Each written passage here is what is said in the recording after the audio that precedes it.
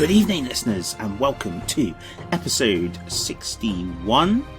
Tonight we are joined by the Master of Siege, not Perturabo, or even, for those of you kidding yourselves, Rogue or Dawn. It's James Otero from Siege Studios, which is really exciting. So James will be joining us throughout the podcast, so as usual, we will go onto the hobby desk. First off, covering off what we've all been doing, our personal hobby. Then into the Galaxy of War, taking a quick flick through the things that we've seen since the last podcast, and the same for the Mortal Realms. Then into the community section, where James will talk to us all about Siege, and kind of why he's done it and what they do. And then lastly, we round off with Into the Wilds, where we talk about a little thing you may have heard of called DUUUUNE. Hope you enjoy it, guys. Grab some refreshments. See you on the hobby desk.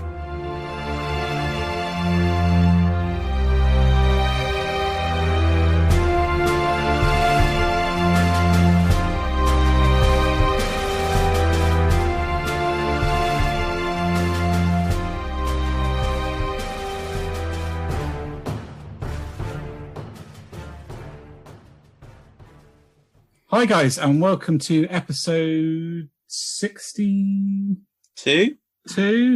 something of the 2P's podcast with the Hobby Desk. And we've got James Otero with us today, which is awesome. He's from Siege Studio and he's going to be joining us for the whole episode. So hi James, nice to see you. Hi guys, thanks for having me. Really appreciate it. Oh, it's great to have you around.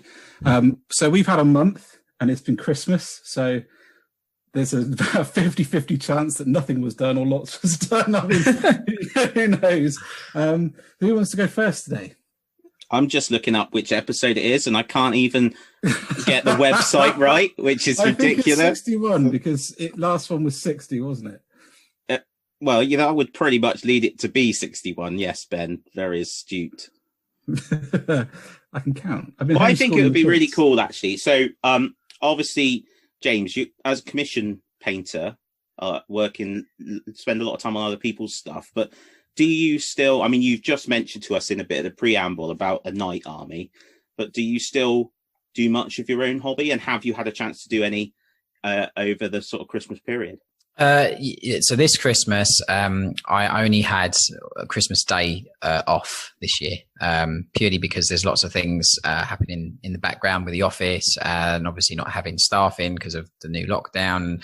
But yeah, I did do some painting on Christmas Day. I mentioned it in the preamble, but it's a bit of a 50-50 project. It's like one of my favourite characters from 40k in a new model which we've created. So it's kind of 50% mine, 50% for Siege as well. I typically, I've got my favorite. I collect Blood Angels. I've been a Blood Angel fanboy since 2nd edition. The day I picked up the Angels of Death book and the front cover on 2nd ed, I've always loved red. It's my favorite color, and I've always been literally the biggest Blood Angel fanboy in existence. Like, I'm mad about them. But that's a great codex, isn't it? That was codex. Yeah, phenomenal codex. Like, just brilliant. It was a shame you had to share it with the Dark Angels. Yeah, I feel bad for them. I do like Dark Angels secretly, but like Joe, the artist manager in office, and my office manager, he's like the biggest Dark Angel fan ever. So I always give him digs for them being heretical traitors. But I know they're not really. They got some bad brothers. That's all it is. so yeah. But I also love Catachans. I absolutely love Catachans. They're great. I've always liked the background on them. I'm currently working on that is my main army, really. Like, my Blood Angels is like it's more of a display army. I just try and paint everything to the best that I can, and I do things as and when I get a chance to. Like, it's been ongoing for years. Like, people make a joke of it because it's never ever truly finished, because I'm always like, oh, I've got to do this or this. So I just peck away at it as and when I can. I know that feeling. yeah, tell me about it. And then with GW bringing out all the Primaris range as well, it's been crazy. But yeah, so I last year I was supposed to go to I went to the SN Battle Reports No Retreat tournament in Gibraltar. We work with SN, and we sponsor some stuff they do. And I was supposed to take my Catachans, and I'd actually supposed to take them for the past 2 years previously, but because I've been so busy with work, I just haven't had a chance to actually get them finished.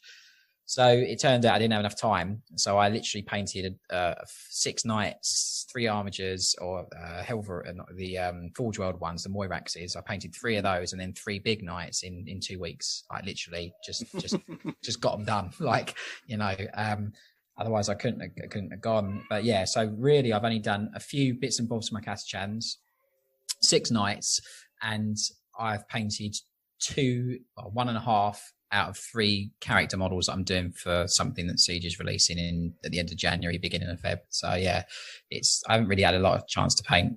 It's been, as I'm sure both of you guys have had, a very, very tough year, to be honest. So yeah, I paint when I can. So yeah. How do you like find painting when it's what you do as a job? All cards on table, as it'll always be. Like I took my hand off the tools in the company about 3 years ago. Like it's at the point now where obviously we have an office. There's 6, 7 starting on Monday. We've got a new member of staff starting on Monday.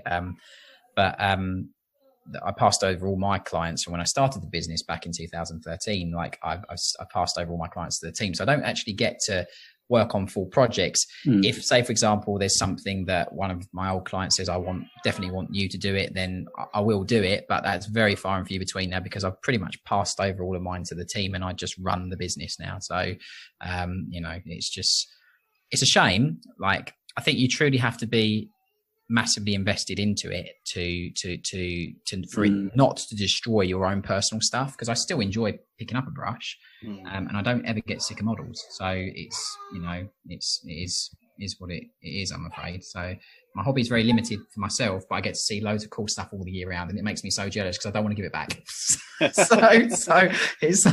so yeah. I love that. I got this image of you like ascending beyond painting mere miniatures. there's believe me, there's enough grey shame in my house and at the office to anchor me firmly still painting for a very long time. So yeah. Well, that's good to know. And a friend of ours, Tom, will be absolutely chuffed that you love Blood Angels. Good. I love Blood Angels. I just decided on a slightly deeper shade of red and more chain axes when I came to paint them. But that's fine. That's not a problem. It is a problem. It's a mental problem. But it's slightly lower IQ in average across the army as well. Well, when you've pretty much got like a pain device bolted to your head, that's pretty much the reason why. So yeah, something's not quite gone right there, has it? Yeah. So Ben, I've sort of lost track of what you've been doing. You've been building stuff. I've been really, really struggling to sort of get the final bit done with that big batch of Space Wars I've been doing. So many reasons, but the main one being that I've kind of been planning out the next year as best as I can, because I find if I don't have a plan, then I just sort of flitter between things and don't stay on target. Introduce the Star Wars meme, but I don't. I kind of, my most productive years of when I've gone, I'm going to do this, I'm going to do this, I'm going to do this, and do this. Now the problem with doing that is that I think I'm going to finish my Space Wars this year. I'm going to finish all of the ones that I've got that I'm, ready to go. And then if new stuff comes out, I can add to it. But I want to get like the backlog done, which of course means finishing this stupid mega patch of Grey Hunters that I undertook. And I also wanted to finish the starters kits, because that's like a background project. So I thought I'll get them assembled, all ready to go, and I can. So one of the things I did is did a test color scheme for an Ultramarine for the Battle Macragge, and that's going to be for Battle Macragge, and also any Primaris I add onto that or whatever. Really happy. Hang on. No, you can't just gloss over that. So this is Ben in, well, it's all hobbyists, I suppose. But so Ben wants Guilliman because Guilliman is cool, and he's like he's a cool model, and he's a cool part of the new background. So then, of course, if you're going to have Guilliman, you can't just have Guilliman. So he needs a little bit of a few defenders, doesn't he? So we think, Ben thinks I'll do 10. I'll do a squad of like the newer dudes for Guilliman, but then Ben's also doing this project where he's painting all the starter sets, and one of those is Black Reach, and it has Ultramarines in it, so we're going to paint them. So now we're up to like 30 dudes, and actually it'd be a shame not to push it to a company. This is actually the conversation in my head. At which point it went, yeah, why not go all the way to a full, we'll just do a full company. Yes, I'll have Gilliman and a full company of Ultramarines. Like, yeah, why not, dude?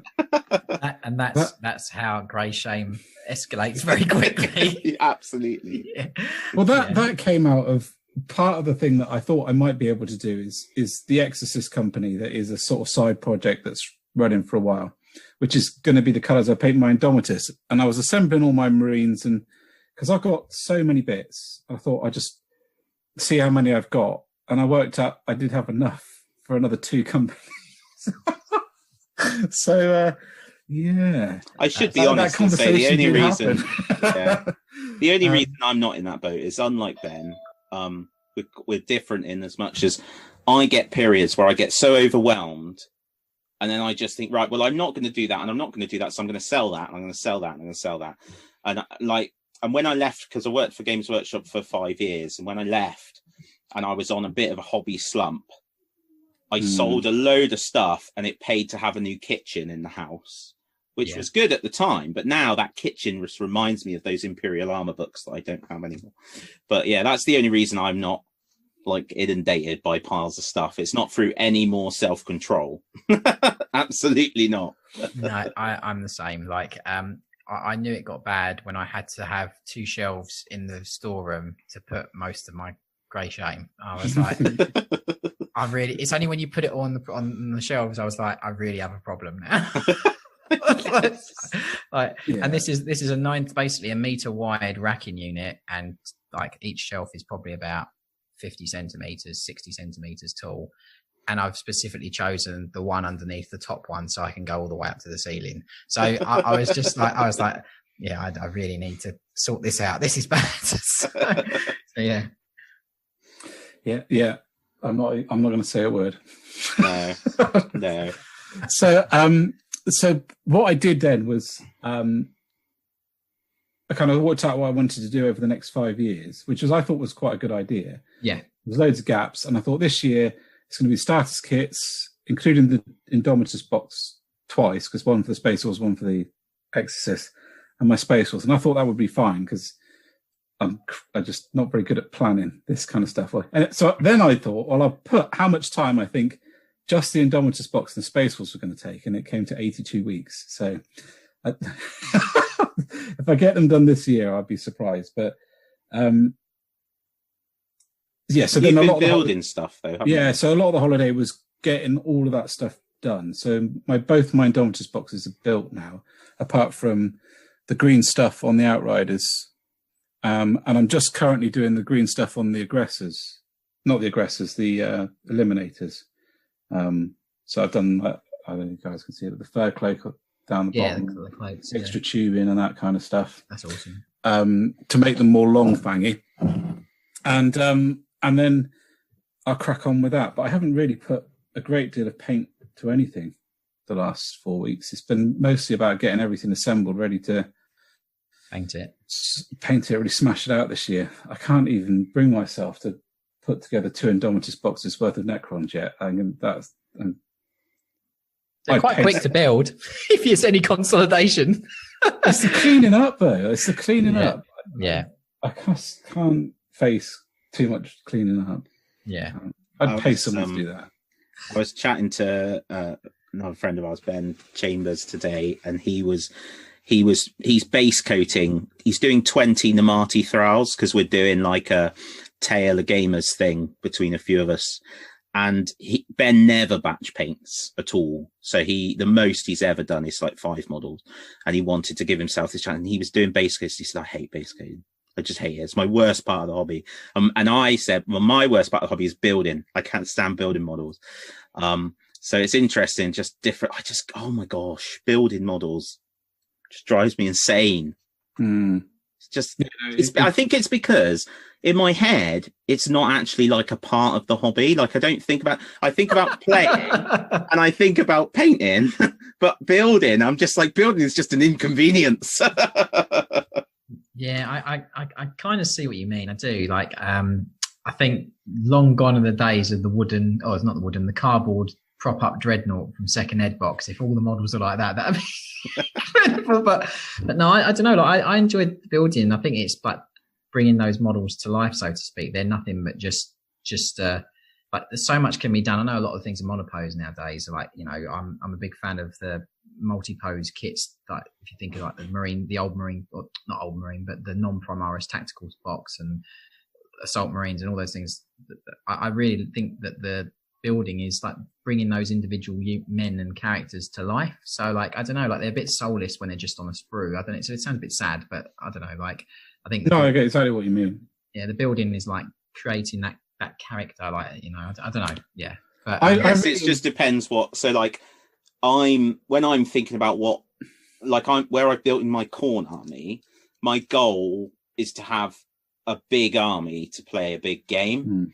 Not necessarily to tell a story through the individual characters and stuff like that.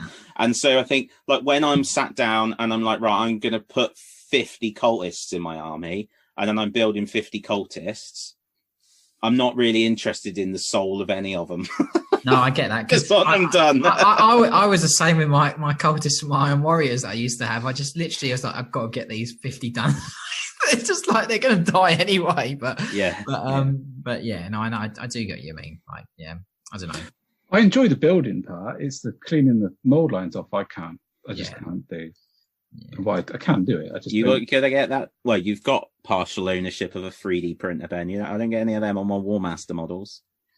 Well, it's a good job, because cleaning the mold line off a Warmaster model, there won't be a great deal left of the model. That's true. I have got a 4,000 point Empire Warmaster army that's completely, like, it's not built. I haven't done anything to it, and it's all metal with mold lines, and I'm like, oh, that's gonna be amazing. Weeks of whinging. Yeah. Excellent. So I mean, that's been my hobby. It's been planning. I mean, I have assembled dozens of Marines. So the Macragge Marines, I rebuilt the 3rd edition ones that I still got the same box. I've got a whole like ton of bits, exactly the same bits, and I could have used them to build another 10, but I was like, no, I'm going to use the same bits and rebuild them in the same crazy way that I built them when I was 13 or 14 or whenever it came out. Can I ask, where did the project of doing all the starter sets come from? So what made you want to, it's a really cool project, like doing all of them through that. It's a really cool, what made you start that? Like, what was the thing that like that made you like want to do that? I think it was like a slow thing, actually. So I got the 2nd edition starters kit and I got the 4th edition starter. They were the two I started with. So I know that this makes me sound proper old, but my first starters kits were the first starters kits. And I've got them every one since, and some of them have been painted. Like the Black Reaches, I painted the Black Reaches Iron Snakes when I was in the store. But a lot of them haven't. And the 2nd edition one was just so overwhelming as a kid. Like there's so many more.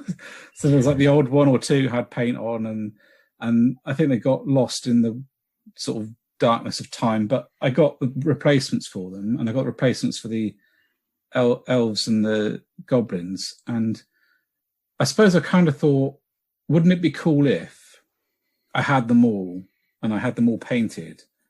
And that formed the backbone of my hobby.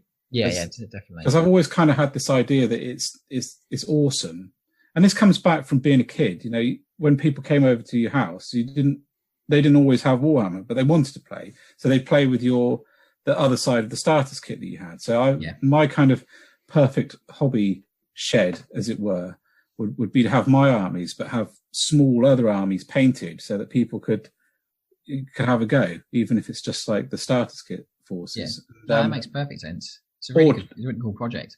Or bolt them onto whatever they brought over. And actually, I don't think I've got a great many of them fully painted. What I have got fully painted is all the Age of Sigmar stuff. So all the Age of Sigmar starters kits are completely done. Dark Imperium is mostly done, apart from Nurgle. There's various bits and bobs that are done, but it would be nice to finish them. I just it's just one of those things that I think for me would be almost if nothing else got done in my life, but I painted up every starters kit that came out, that would be fine. As a hobby wise, that would be fine. That's awesome. The problem is GW keep releasing them, so you're never going to win.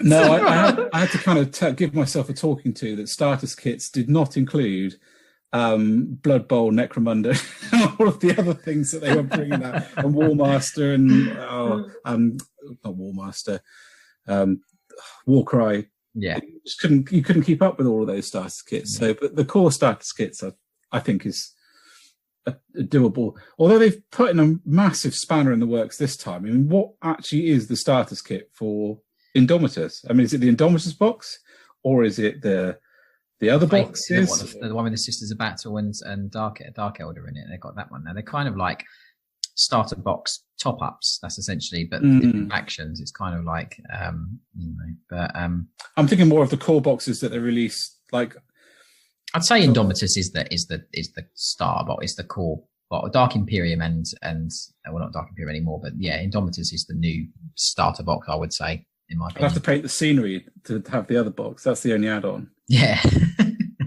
But I haven't got that, so anyway, so that's that. I mean, like I said, I think I've probably assembled 60 Marines and the Indomitus box. So I've been busy, just not really productive in a kind of finished model sense, which is really frustrating. But I did have a lot of fun today messing around with my old Space Force Scouts. So I wasn't happy with the green stuff on them because I did them like 10, 15 years ago. So all the green stuff fur got taken off.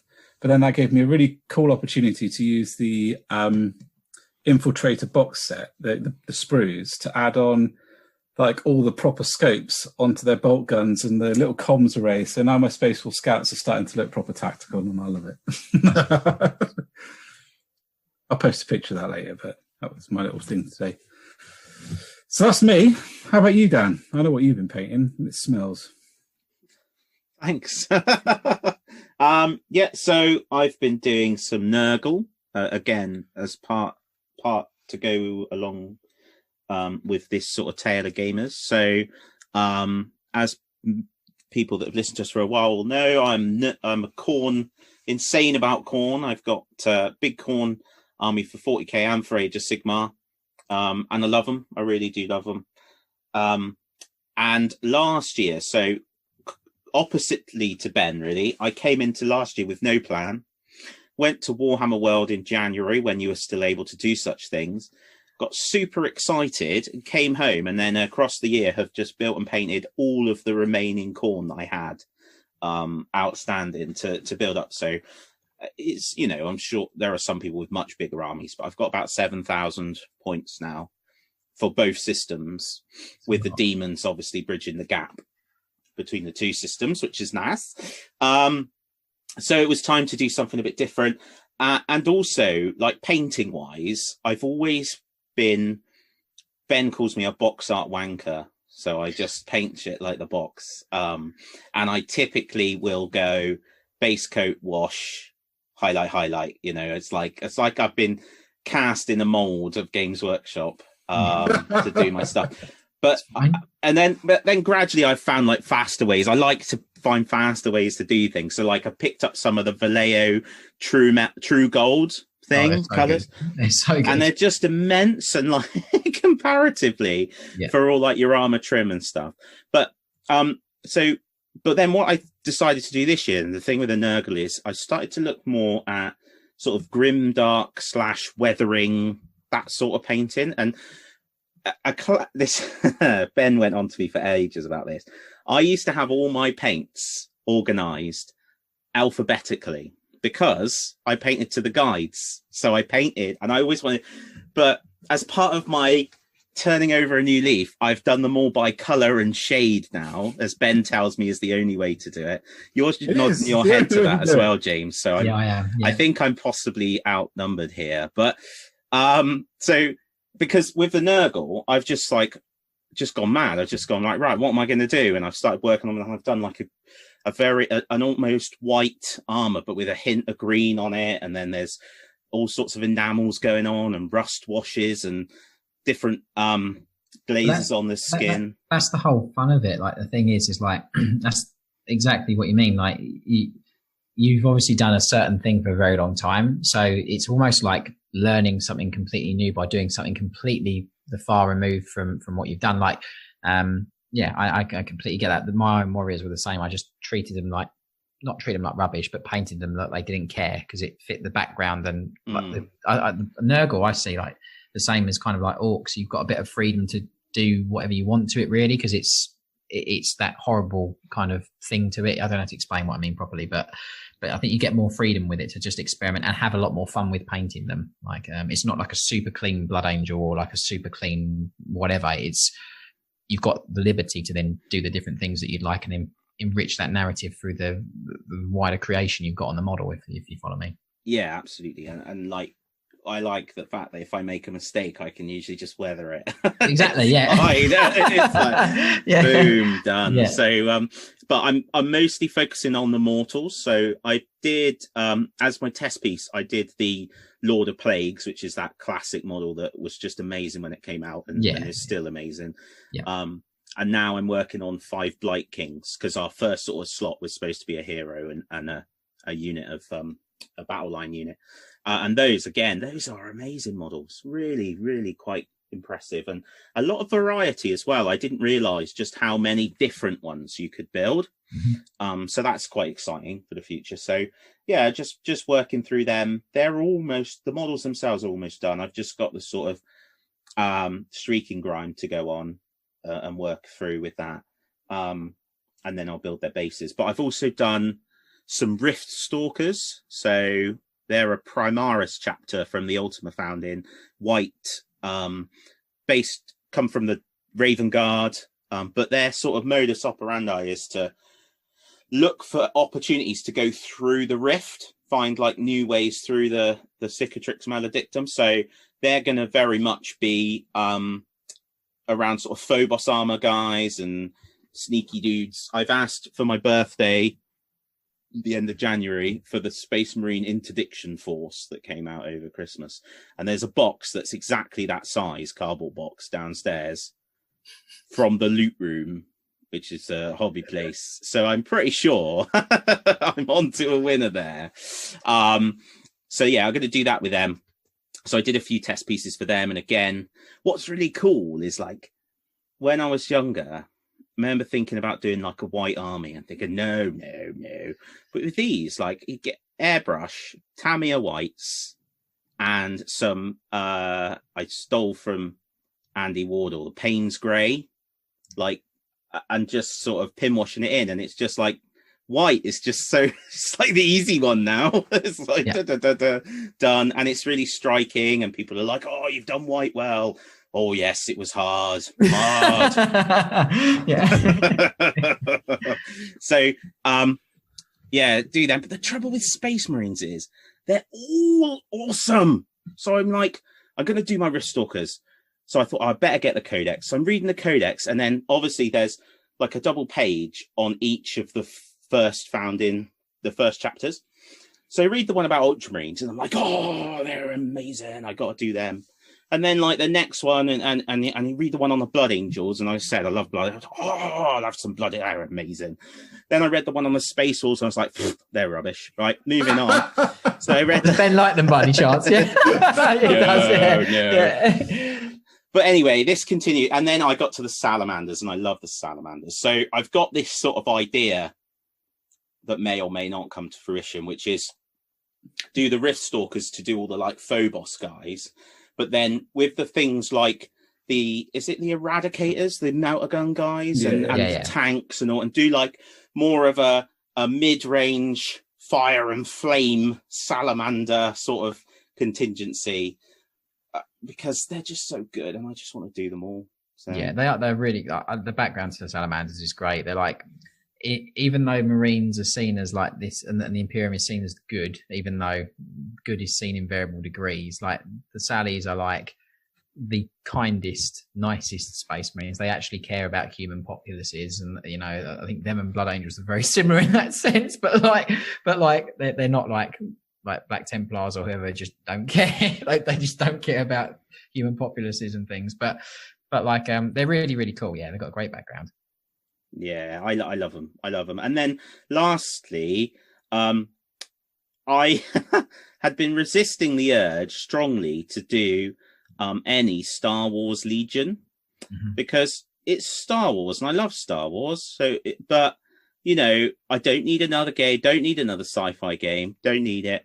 Models are okay, but they're not Games Workshop quality models. And then Chris Goff, my mate who lives down the road, I do a lot of my gaming with, decided that for Christmas he would get me Luke Skywalker. Oh, God. The seed was planted. It was. So I've built him now, and I've just put some stuff on his base today, so he won't take long to paint. But we're doing in our little the 2P's. We have a hobby group on Facebook, and we do a month. Well, we started doing monthly painting competition, and then it petered out. But then this year we're doing one based on the hobby bingo that was in the back of the last issue of White Dwarf, and this month is just any model. So I've said I'll do Luke for that. Chris has got the starter set, and I was on the website the other day looking at like the Pathfinders, and I'm like, oh, I don't need it. And the trouble, but he disseminates rules as well, so it's like every barrier is broken down for me. Like I don't have to worry about learning the rules because Chris will do that. Chris will do the terrain. He'll probably do the armies, really, but you can't not have an army of stormtroopers, can you? If that's and they're white, which we know is completely accessible as a painting scheme. So yeah, you could always paint them at the same time as the Ristalkers as well. I could. I don't know though. Don't, what are you doing? Well, he's got his first model already, so it doesn't really matter. It has begun. He's on that path. He's on that path. Well, and it didn't help, of course, that the Mandalorian has just been incredible. And yeah. Like, amazing, hasn't it? Oh, Luke in that final episode, sorry, spoiler alert, but I practically was jumping around. I think you put the spoiler alert a little bit late there.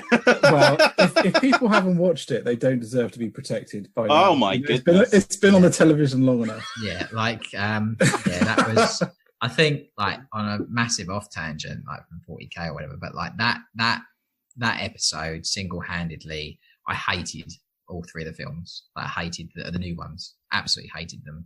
Like, and to get Luke, how since a little kid, and after watching Return of the Jedi and those three for many, many cycles, nearly burning the VHSs out, like to see him how he's described in the background in what is now the Legends books or the non-canon, whatever that Disney killed, is incredible. Like, it's just brilliant to see him like in master mode, like with full power, basically. It's just great. Yeah. I think what's exciting about it, and we are completely off tangent, I liked the three new films. Bits of them I didn't, bits of them I absolutely loved. But one of the things I did like was Luke, actually, because he made him more human to me. And I really don't like perfect characters. There's always got to be and what he went through was different from, well, it would have been a challenge for anyone, but to shoulder like the whole thing on his own, I think what is going to be really awesome is it James Favreau, the guy who's doing Mandalorian? He's quite clearly keen, and Disney are therefore keen, or LucasArts are keen, to fill that gap. So I think we will see plenty of how Luke got from A to B, and then I think that those three films will then start to make a whole lot more sense, and it will be. George Lucas there's been lots of rumors over the last couple of weeks that George Lucas is going to be doing 3 more films with John Favreau and Dave Filoni, basically. Well, make the last trilogy Shadows of the Empire, which was what number 7 should have been called. And the other thing that's really cool about it is that characters like Mara Jade, who Luke's wife, potentially could exist, which would be incredible. I just need Thrawn. Yeah, well, he's got to be around because obviously what's her name's Ahsoka's looking for. When she said that, so I normally, because the kids Harriet goes to bed real early, so she goes to bed about 8:30, 9ish, and the kids are in bed. So any of my free time is always in the evening. And I watched Mandalorian like late in the evening, and I'll usually be like, right, I'll just watch one because I work in Royal Mail, so I get up real early, so I can't stay up. But no, I didn't watch one. So I watched that. So about it must have been coming on for 11 o'clock at night, and she goes like, "Where is he? Where is Grand Admiral Thrawn, or where is Thrawn?" And I went, "Yes!" And I was like, "Oh shit, it's really, really late, actually." Because I just love those. I absolutely love those books. Yeah, really, really good. Yeah, cool. Well, now that we've just talking about Star Wars, which is absolutely fine, because why not? It would probably be a good time to wrap up the hobby desk and move into the Galaxy of War. All good with that? But not the galaxy of Star Wars. A Just long time ago. Far, far away.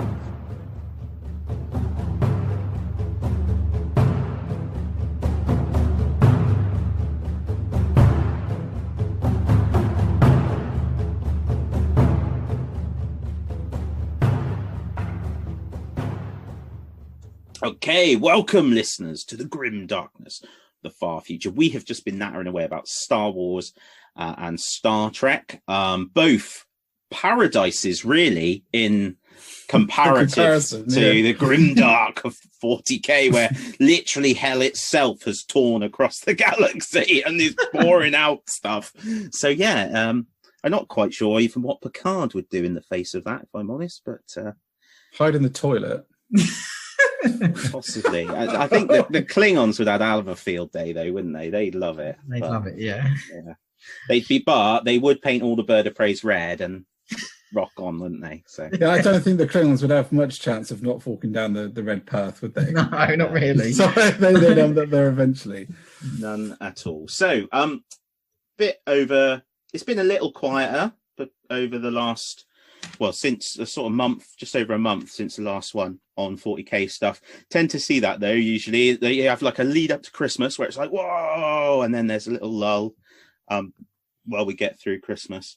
But a few things have come along, and the one I have to talk about first is the new land speeder, because I flipping love that. I think that is comfortably my favorite Primaris vehicle that they've brought out. And there's one which is called, is it the Thunderstrike that I keep going on about? And all I want to do is play the ACD Thunderstruck theme tune and put those on the table all the time.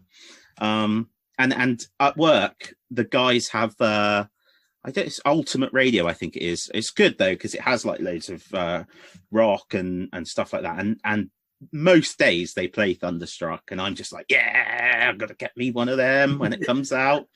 So basically my Riffstalker's plan is Interdiction Force, Thunderstrike, land speeders.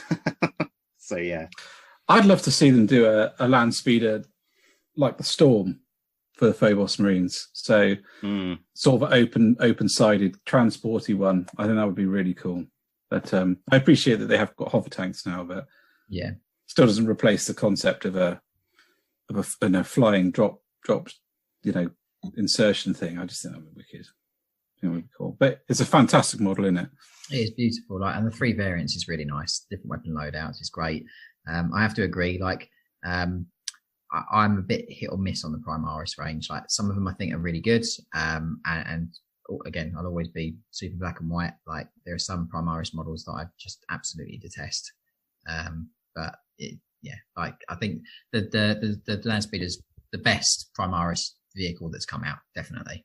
I find it hard to countenance that, although Ben and I did have a chat about this model the other day, and it's growing on him, but I find it hard that the same studio that made that little ATV buggy thing.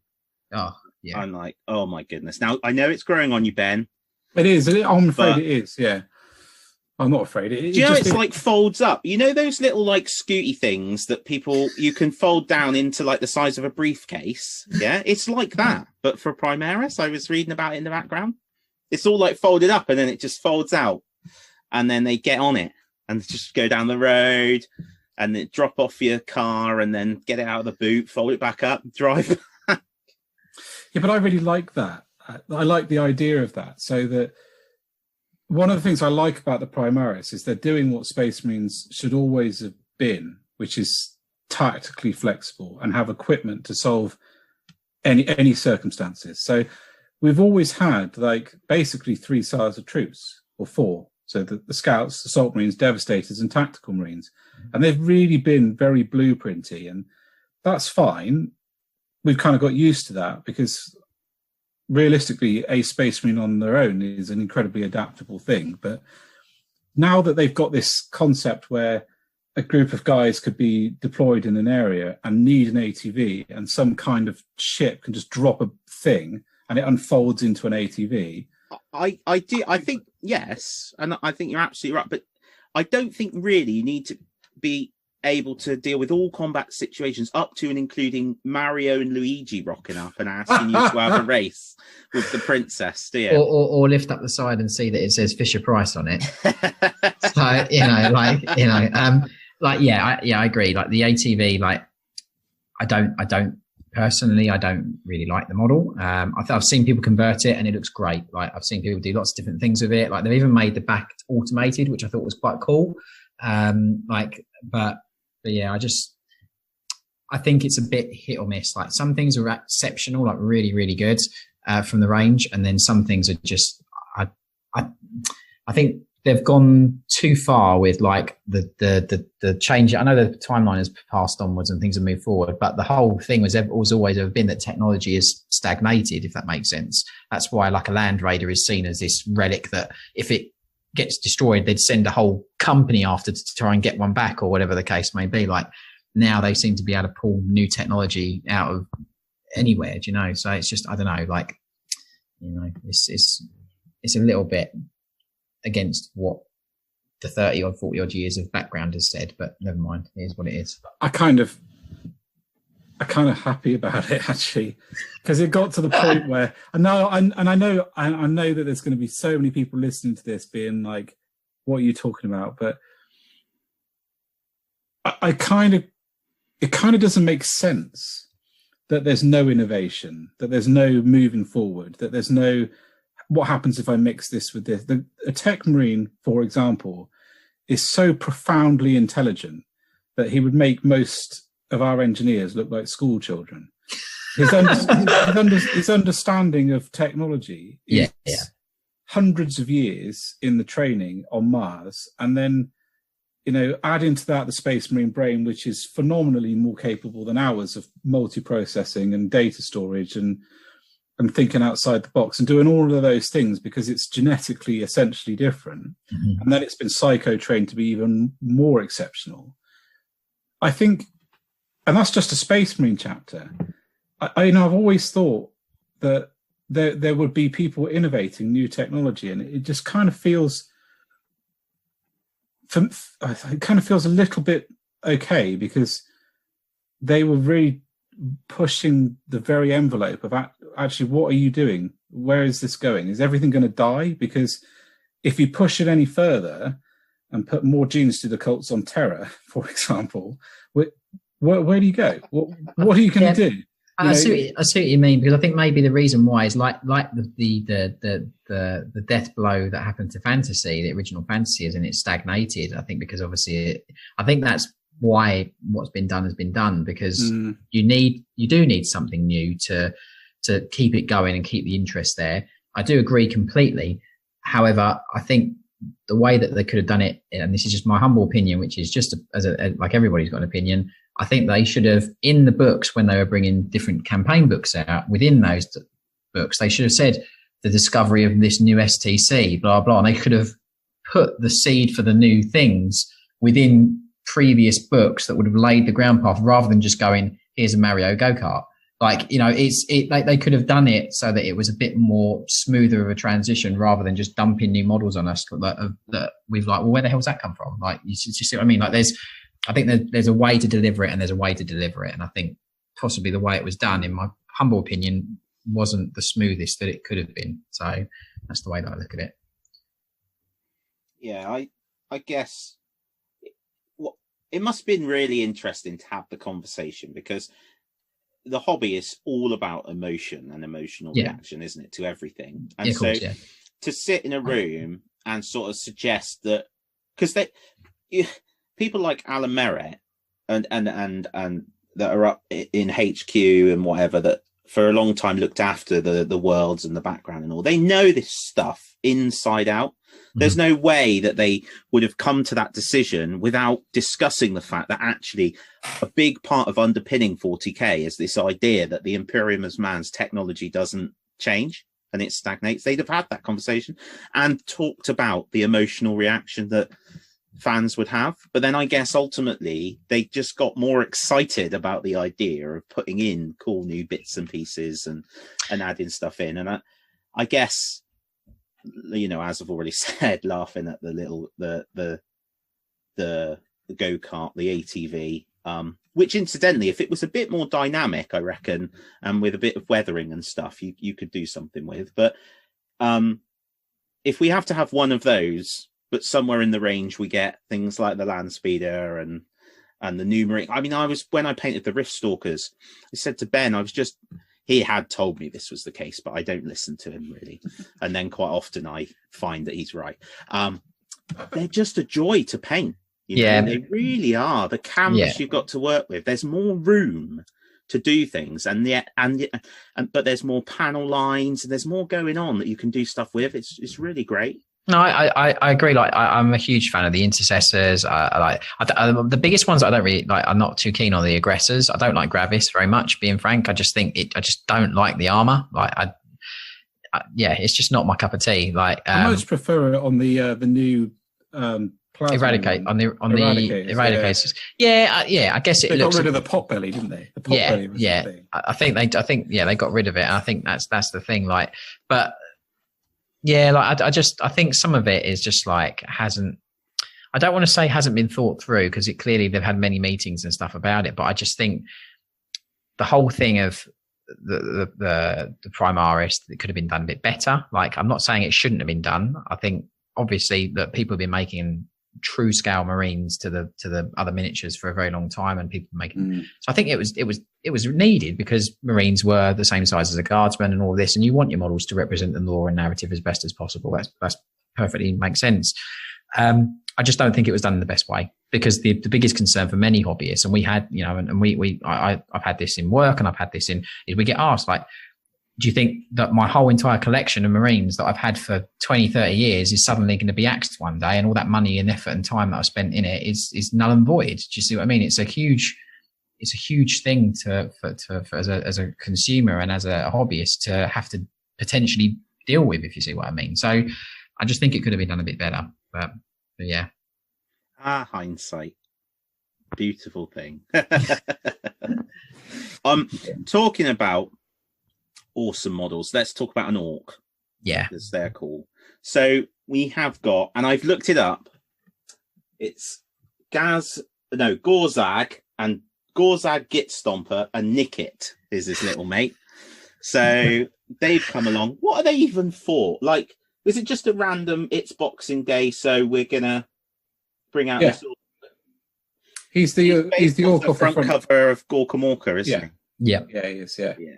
I it's a great model. Yeah, I love orcs. They're ace, aren't they? Really cool. Yeah, they are. The trouble is, though, it got so got a little painting gaming group up in Bristol, and Chris and then Henry, they just flipping love Gorka Morka. They're mad about it. And they're like, oh, it's amazing. And then I'm looking at it and like, yeah, it's amazing. Those grots have got a land ship. What's going on there?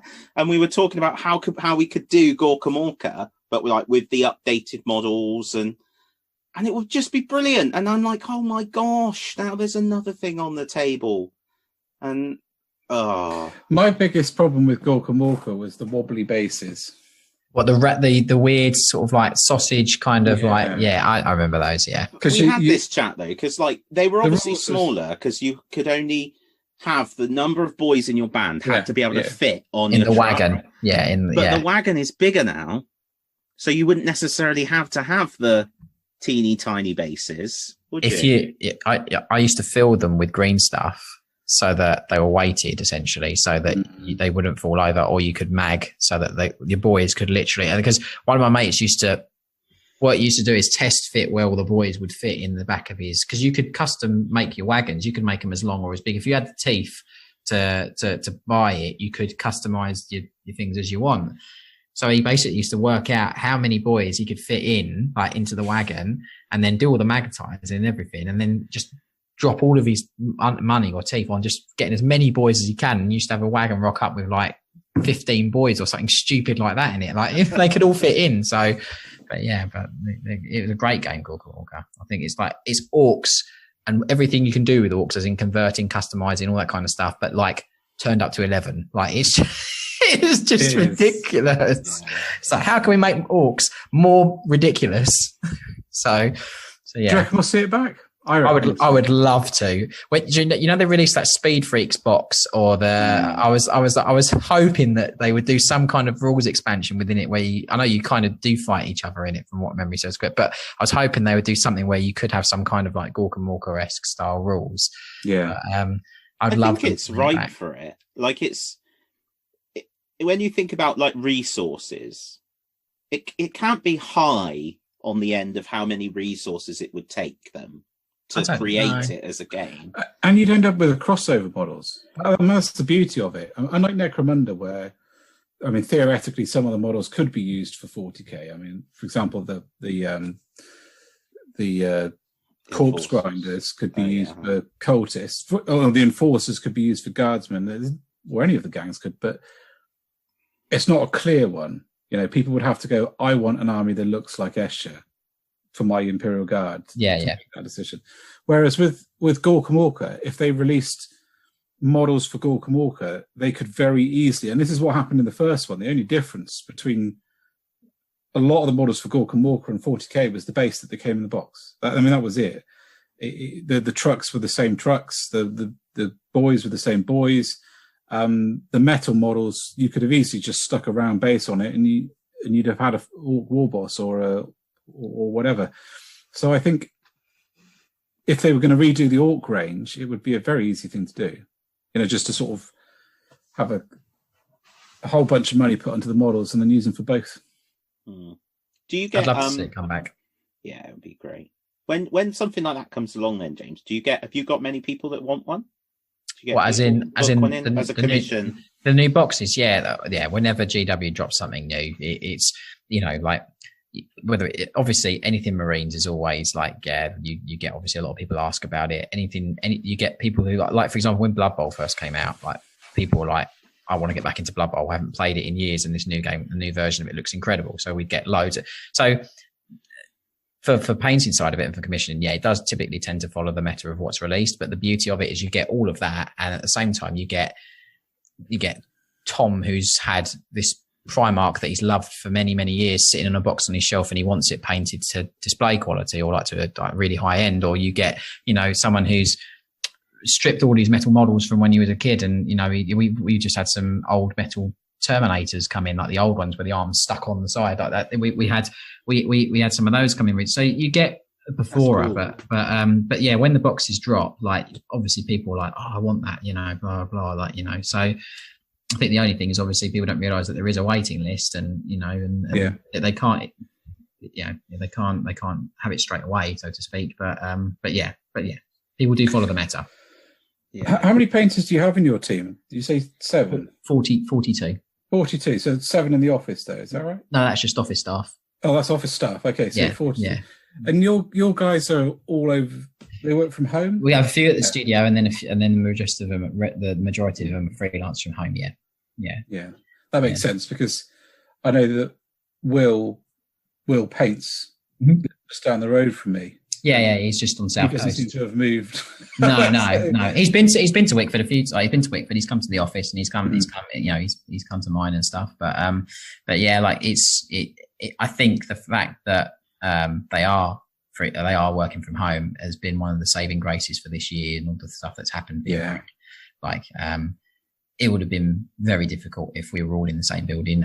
Obviously, we are the office side, and there are team members who paint in the office. So we have got a painting team in the office as well, because of location, and it makes sense. And it's not working at home. Some people prefer to go to somewhere to physically work, which is perfectly fine. But yeah, I think that's the saving grace of what's happened with this year as well. So yeah. I don't know how you resist the urge to be like, right, build me an army worthy of Mordor and just like get them all to paint the same thing. Because apart from bills, obviously, it's not. I think, irrespective of like or the financial side or anything like that, like I think the way that I am is like I like to do things myself, and I connect to whatever I do. So like any of my comp pieces or any of my armies, I if someone else had done it, I wouldn't have that connection to it, if that makes sense. For me, it's a very, very personal thing. Like, you build this thing. It's like almost, it's the only way a male can give birth to something, if that makes sense. Like you create this thing from nothing or from very few parts or kits or whatever, and it's yours and you put everything into it. Like, so as much as I'd love to go, here's an army that I want, two of you guys get on with it, or one of you guys do it or whatever. Like, you know, I could do that hypothetically. But I think the actual doing of it is the bit that I love the most, as well as finishing it. So I can't, it's not mine because I haven't done it fully, if that makes sense. So. Yeah, absolutely. I just can't shake the idea of 42 people paying Khorne Berserkers. That would be a lot of Khorne Berserkers. That would be a lot of Khorne Berserkers. Surely you just want 40 doing it because it's a multiple of 8. Yeah, that's true. Yeah. No, I'd want an extra 6 people hired. Right, so that's Nickit and Gizgob, or whatever he's called. We've decided awesome models. Yeah, wonderful. And then the last sort of thing really for 40k is we've obviously just had an FAQ and an update that's sort of flowing through now with ATV nerf. Yeah, what else has happened? I read about, there's a couple of things that have been, those dudes with the melter guns again that you pointed out, Eradicators. I love it. A bit of a they used to be able to shoot twice or something. I don't think they can do that now or something. Can I be honest? The gaming side has slipped by the wayside for me over this year.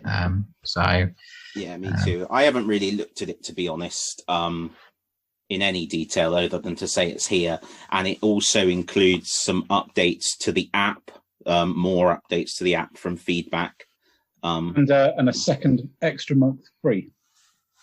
I think it's had some teething problems. I've seen. I think that's putting it kindly, but I've seen people. I've seen people saying it's had some teething problems. Which, you know, look, I remember when Battlescribe first came out. There were even to this day. There's still little things on Battlescribe that aren't 100%. You know, it condensing down all those codexes into a digital platform to be able to make list building easier is an immense task. I wouldn't ever want to take that on personally, or the coding or the background to it. That's crazy amounts of getting everything right. So you got to take your hat off to them for doing it, because I think it's obviously they want to convert people from Battlescribe to their platform, which is fine. But like, I think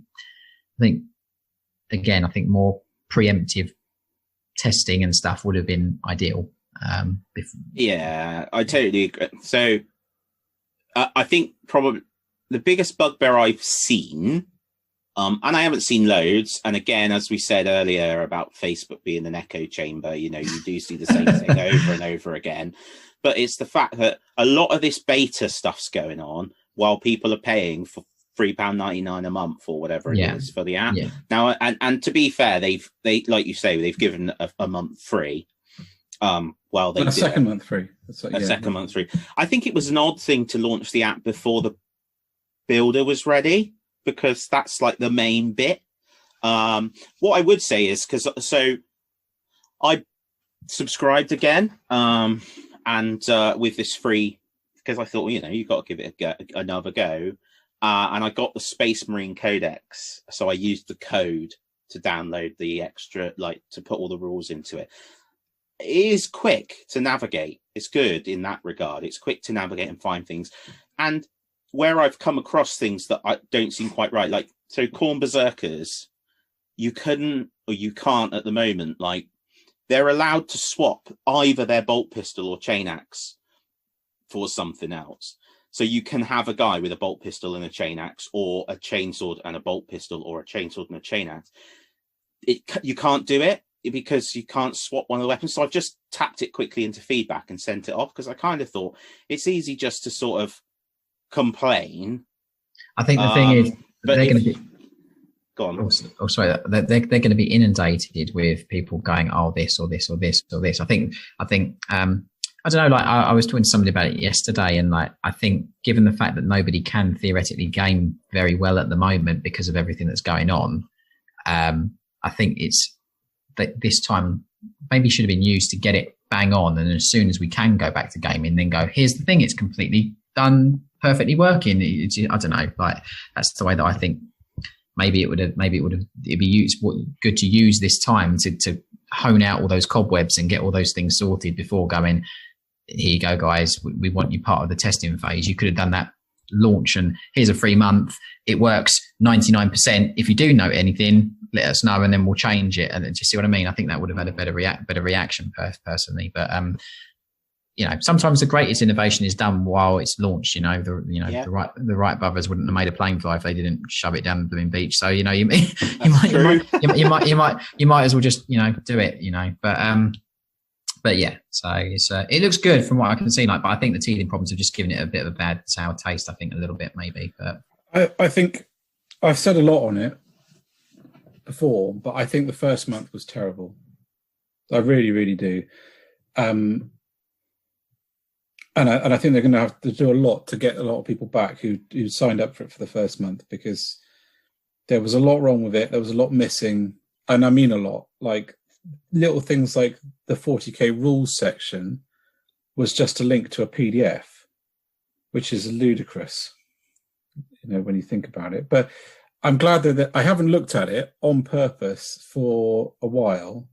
And as soon as somebody tells me, oh, it's brilliant now, it's great, I'll then go back to it and I'll pretend it never happened. Yeah. I like it. I've got it again now, and I like it. And, like anything, if you go into it expecting it to be shit, you'll probably find problems. But actually... The thing is, I was going into it before expecting it to be great. Yeah, but it does what I like, which is I can be at work and obviously diligently working hard all the time. But if I'm thinking about Space Marines, because I may well do, I can just go in and look at the stuff about Space Marines. That's why I love the AOS app, because I always had in my pocket all the bits I wanted for a brief overview of AOS. Yeah, I agree. So I would say anyone that listened to us when we were crying into our coffees about the app, please try it, because I'm trying it now and it's worth it. So the 3 models that got 1, 2, and 3 for the models of the year were all 40k models. Mm-hmm. Yes. Gas Skull Thracker. Like Makari. Makari. But Gazgul comes with him, doesn't he? Yeah. The Void Dragon, which I think is... I personally think the third one should have come second and the second would have come third, because the Triumph of St. Catherine I think is amazing. I'm so glad you said that, because quite honestly, don't get me wrong, Gaz and Macquarie are brilliant, and the Void Dragon is awesome. But just as a single piece, like as that the Trial of St. Catherine is phenomenal. Like every model is a character other than the shrine bit in the model. The bases, that's beautifully sculpted like cathedral floor. Like it's just incredible. Like obviously it's a gaming piece, but just as something you can have on the cabinet or have on the shelf, it's just it's designed to be displayed. Like it's just beautiful. Like the Adeptosaurus at the front, the sister about the front with the shield and the sword, is just an incredible little miniature on her own. I'm using her for something for next year or for this year or whenever competitions come back. But she's just an amazing model. Like, and they all are. Like they really, really are. So I was a bit. I was a bit dismayed when it came. I think it came third, didn't it? I was like, third, yeah. I thought that was going to be in the top 3, but I did not think it was going to be. I thought it was either going to be first or second, because it's just jaw dropping. It is. It's one of those ones where it looks like a Golden Demon entry. Mm-hmm. It looks like someone has crafted it to enter into a competition. Yeah. And it's telling us, like you say, it's telling the story. You can almost hear the music. I know that sounds really bad. I know. You can almost hear the plane chant. I think it's great. I think Gazgul did amazing. Like, it is incredible, and I'm glad. Oh, it's a great model. I think it did so well. You know, it clearly touched a lot of people for it to come first. When you think so, like, I wasn't surprised about the Void Dragon because the Necrons are in the current startup, so you're going to get loads of people who are starting out in 40k, getting Necrons and seeing that amazing thing and being like, "That's great," and they'll be all over the internet, you know, all the time and be voting for that sort of thing. So I wasn't surprised he was in there, but it was great to see Gazgul up there.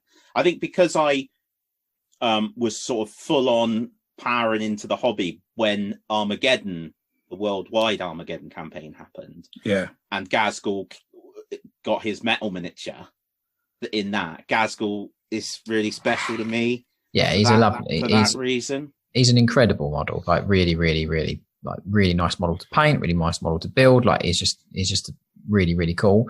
I have like said this with a couple of other people. Like I wasn't surprised that it was 340k models. I think the reason being is that, and I know you've got a AOS section of this podcast, but just touching upon it briefly, I think some of the AOS models are way over designed. Like some of the new, what is the name for the high elves? I can't remember what they're called, but the Lumineth. Lumineth, like that character that's basically a hollow suit.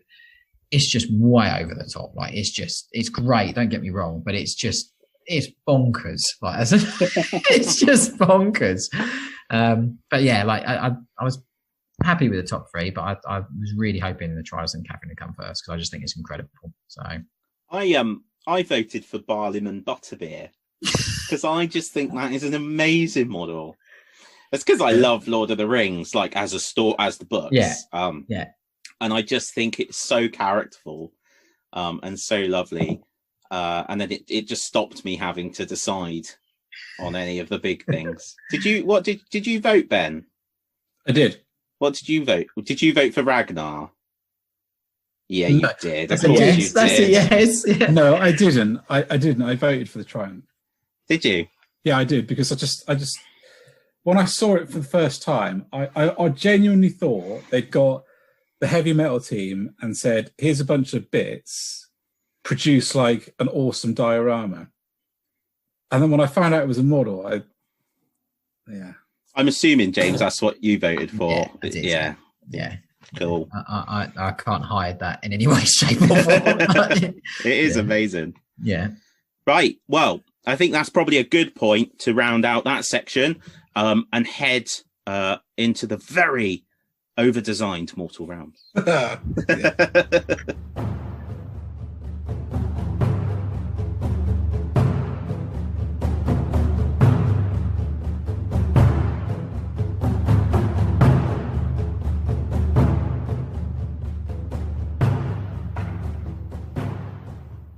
Hi guys, and welcome to the Mortal Realms. We've just spent the last 5 minutes talking about running horses, how they should be modelled, but and destroyed at least 3 models for me forevermore. I'm so sorry. You can convert them. But now I have to convert them, and that's the problem. I'm going to be there with a bloody lighter, bending legs. What you could do, though, is actually sort of give in to your true heart's desire and just sell the elves and get the new Slannesh. Look at that for a segue into what's going on. Yeah, I have to be honest. Like, if we take 2 years ago and said, Ben, which is the least awesome Chaos Army, or which one would be the one that you would never collect? I'd have said Slannesh without a moment's hesitation. Mm-hmm. After the last 6 months, I wouldn't. I really wouldn't. I mean, not only did they do a blinding job of the Keeper of Secrets, but all the ones that came out with that, we've already discussed them plenty of times, but the big dude with the demon sat on his little thing on his back is stupendous. But I mean, literally the last episode, we said what we need is mortals for Slannesh. And then over the last couple of episodes, they've released exploded mortals for Slannesh. And they are fantastic. Yeah, they are incredible. Brilliant. So we've got what looks to be, I'll just quickly grab my phone out so I don't make a complete pig's ear of this, because I never remember the names for anything. So we've got a kit which can be made into the Slick Blade Seekers or the Bliss Barb Seekers. One is basically a missile unit, and the other one is with spears. And they're mounted on the what they call the Demonette Steeds, or the Demon something. Steeds of Slannesh, isn't it? Steeds of Slannesh. Yeah. They're flipping brilliant. They've got amazing. the cool helmets that you just... Slannesh have the coolest helmets. I'm sorry. Yeah. They really do. They're really dynamic, those steeds, as well, aren't they? Yeah, there's one dude who's basically just standing up in his stirrups. And the mounts aren't drunk either. No. Steeds of Slannesh can have as many feet on the floor as they want, because no one's ever seen them run. But yeah, I think they're fab. And then there's a second infantry kit called the Bliss Barb Archers to go alongside those kind of tougher units that were released before Christmas that I think we've already spoken about, haven't we, Dan? Yeah, we did. But still amazing. And they're an archer unit with some weird stuff going on. There's a dude carrying like a burning censer of skulls. Obviously, I like the fact that they have absolutely perfected the art of heroic standing while shooting a bow. Yeah, there's a couple of epic ones who are like, it's like Riker, to go back to Star Trek. Yes, it is. When he does his standing on the chair, but it's like the Slaneshi Riker with a bow, which could absolutely happen. Riker, if we're being honest, would fall to Slannesh. It's attached. It's attached. I mean, the guy's diplomatic missions was to basically knock up the commander of the other thing. Oh, amazing. I mean, the only one on there which is odd, but so if we go to I can't remember, is it Diachasm? There's the kind of beastie thing in there that I thought was the odd one out, really. I didn't really get it all that well, but they've now released the Slangor Fiendbloods. Yeah. And they are, they're like the Keeper of Secrets little Minions. Dirty off-breeds. Yeah. They're just horrendous. And yeah, they're fantastic.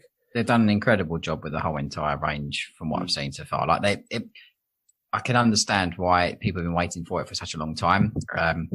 Obviously, Slannesh is the god that it is, and that's all I suppose I need to be say about it. But the reality is that like to harness that and put that into models that still look great and do credit to the god, as well as obviously remain decent models. Let's put it that way.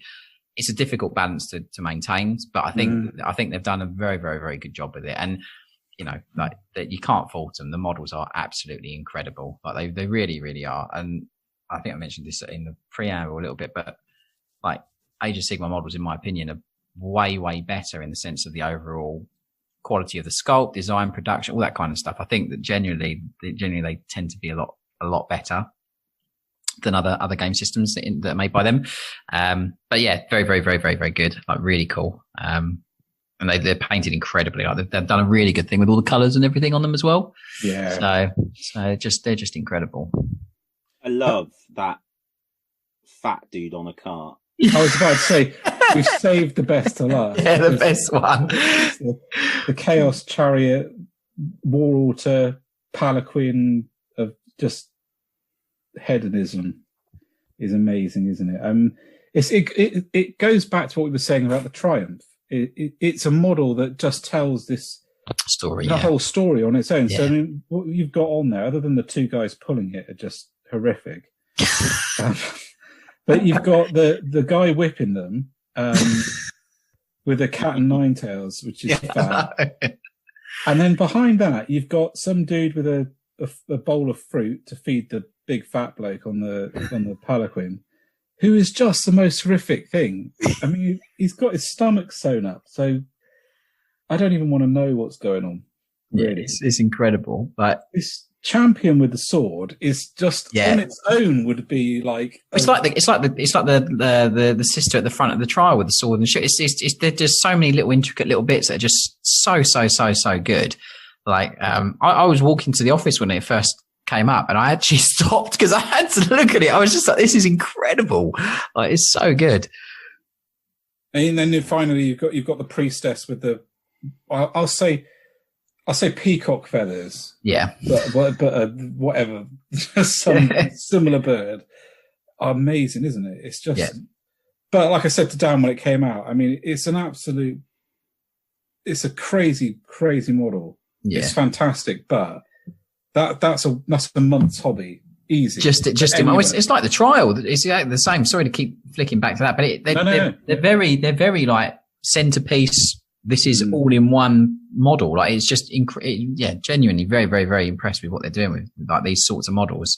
Like, it gets you even more excited for things down the line, even with other AOS factions, and stuff that maybe hasn't even been done yet. Like, it's just the quality of it is just outstanding. Like with the models. This is why I say they're I'd say at least decades in front of other miniature companies. Like, from what they're producing, it's just bonkers. It's I love it. When Ben and I are very fortunate, I when I worked for Games Workshop, I went over to Stockholm and trained in the store over there, and I worked with Max Fillet, who's now obviously in the Heavy Metal team. And then when I ran Bristol, I knew Aidan in the Heavy Metal team, and so. But whenever we meet up with them, obviously, they don't tell you what's coming because that would be outrageous, but you can see in their eyes, it's the glint of excitement when they're talking about, like, you've not seen anything yet, and it's just like, oh, I'm so excited. What's quite funny when you talk to them though is that when you talk about the products that they've just released, they're like, I can't remember painting that. That's like it's like years. It's years. Like a year, 2 years. Like, it's way in advance. Like the stuff they do. Like, so. But I suppose because of the level of quality they produce, you've got to have that lead. You've got to have that lead time. So, I mean, to paint that thing to Heavy Metal standard, I really would genuinely want to know how long it took the dude who did, or maybe even like the whole. And it could have been. You'll probably have one or two people working on it together. They obviously all train and paint to exactly the same standard, and you do find that certain people will paint like models in parity, if that makes sense.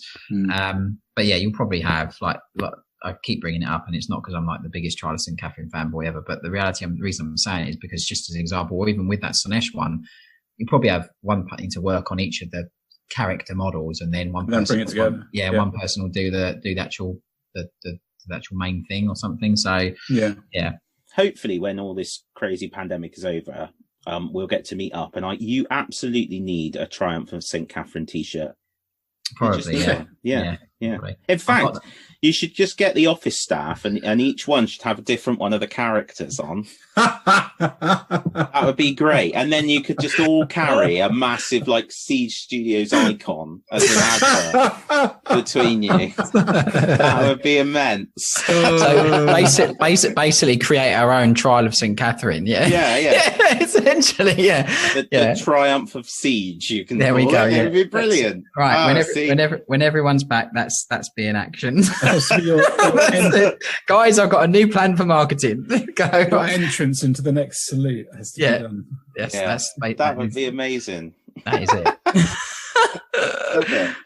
I'd love it. Yeah, that's really good. We've also been blessed with a couple of models over the last few days that are Age of Sigmar. So it's nice to see, because I've felt like for a little while, because it's the 40k release, wasn't it? But that we haven't had many Age of Sigmar stuff. But we've got the new store anniversary models. I mean, I don't know how long these are going to be on the shelf for, but I can't imagine very long. That. I hope they're going to be out for 2 years, because of the pandemic this year. I think it could be difficult for everyone to get them. But the Beast Hunter carrying the beast. What is the big beast thing's called? Minotaur. That looks like a Minotaur's what it's called, head. but I know the one you mean. Yeah, just dragging it along the floor with his whopping great axe hammer. Yeah. You think it's a Gorgon or a Cygor? Yeah, I do. I really do. Yeah. I don't know if it's quite that big. It's massive, mate. It's Looks a bit absolutely huge. Fair enough. Just look at the base and see how big the base is, because that normally gives away the rough proportions of the miniature. Well, it's a Stormcaster's on a 50-something base, isn't it? The Terminator base. Yeah. They on 40? Yeah, they're on 40s. Yeah, they're on 40 40, mils. Yeah. But he does look cool. I like the fact that he's got like an axe hammer because hammers and axes and hammers and eagles, isn't it? They say so. Now he's got like you know we've had dudes. It's brilliant. You can imagine the designers, right? We've had dudes with axes, yeah. We've got dudes with hammers, yeah. Right, we know where this is going. Let's have an axe and a hammer. He gets an additional attack in the game because he's got an axe on one end and a hammer on the other. Like the dudes with axes on both sides, they don't get an additional. They can possibly reverse their swing. This guy, yeah.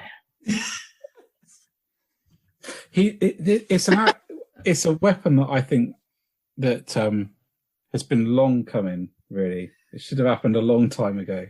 He can't decide what he prefers to use, so they just thought, I'll just do all in one. Well, it makes a lot of sense. Well, other than the fact it's so big, it would take, Eddie Hall to lift it.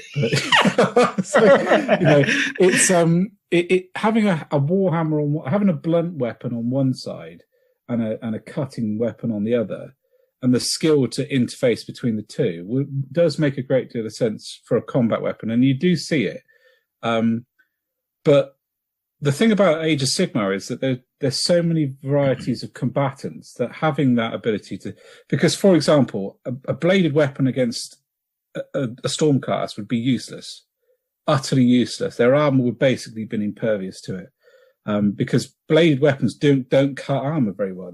Armor is designed to glance it, but a hammer would make short work of it. But switch it the other way around. If I was mowing into some of those Head Knights of Slannesh, I'd want the blade every time because you'd be moving through flesh and bone like no trouble at all with that axe. So I get where they're coming from technically as well. But like I said, you'd have to be Eddie Hall 500 kilograms to be able to swing that bad boy with one hand. Whenever I see Eddie Hall now on Strongest Man, I'm just going to imagine that dumbbell or whatever it is he's picking up has got an axe and hammer on it. Yeah. I want like if you turn the model around, I want to see the other end is a sword, and then he can split it, and he's literally got a sword, an axe, and a hammer, and it's like, oh yeah, like Darth Maul of the. Yeah, that's it. Bring the pain. It's just so amazing. Like, I mean, when Age of Sigmar first came out, I was at Games Workshop Cribs Causeway at midnight buying my box set with a couple of other guys, and we came home, we got excited, and we built the storm cars and then the corn and stuff. And it's just great to see the evolution. It's so good because there was an awful lot of emotion at that time when the old world died. I mean, I can remember when, because I was a big High Elf fan, the big 4,000 points of High Elves all painted up. And when the Kane book came out and there were no new miniatures, and actually they killed Artharian the Grim, and they killed this guy and they killed that guy, and Ulfan sank, I was like, you're killing me. You're killing me. But I was determined when Age of Sigmar was announced and it came out to be like, right, I'm not just going to bitch and whine. I'm just going to jump in and give it a shot. And it's just so wonderful to see where it's gone, and flipping love it. It's so good. So happy with it.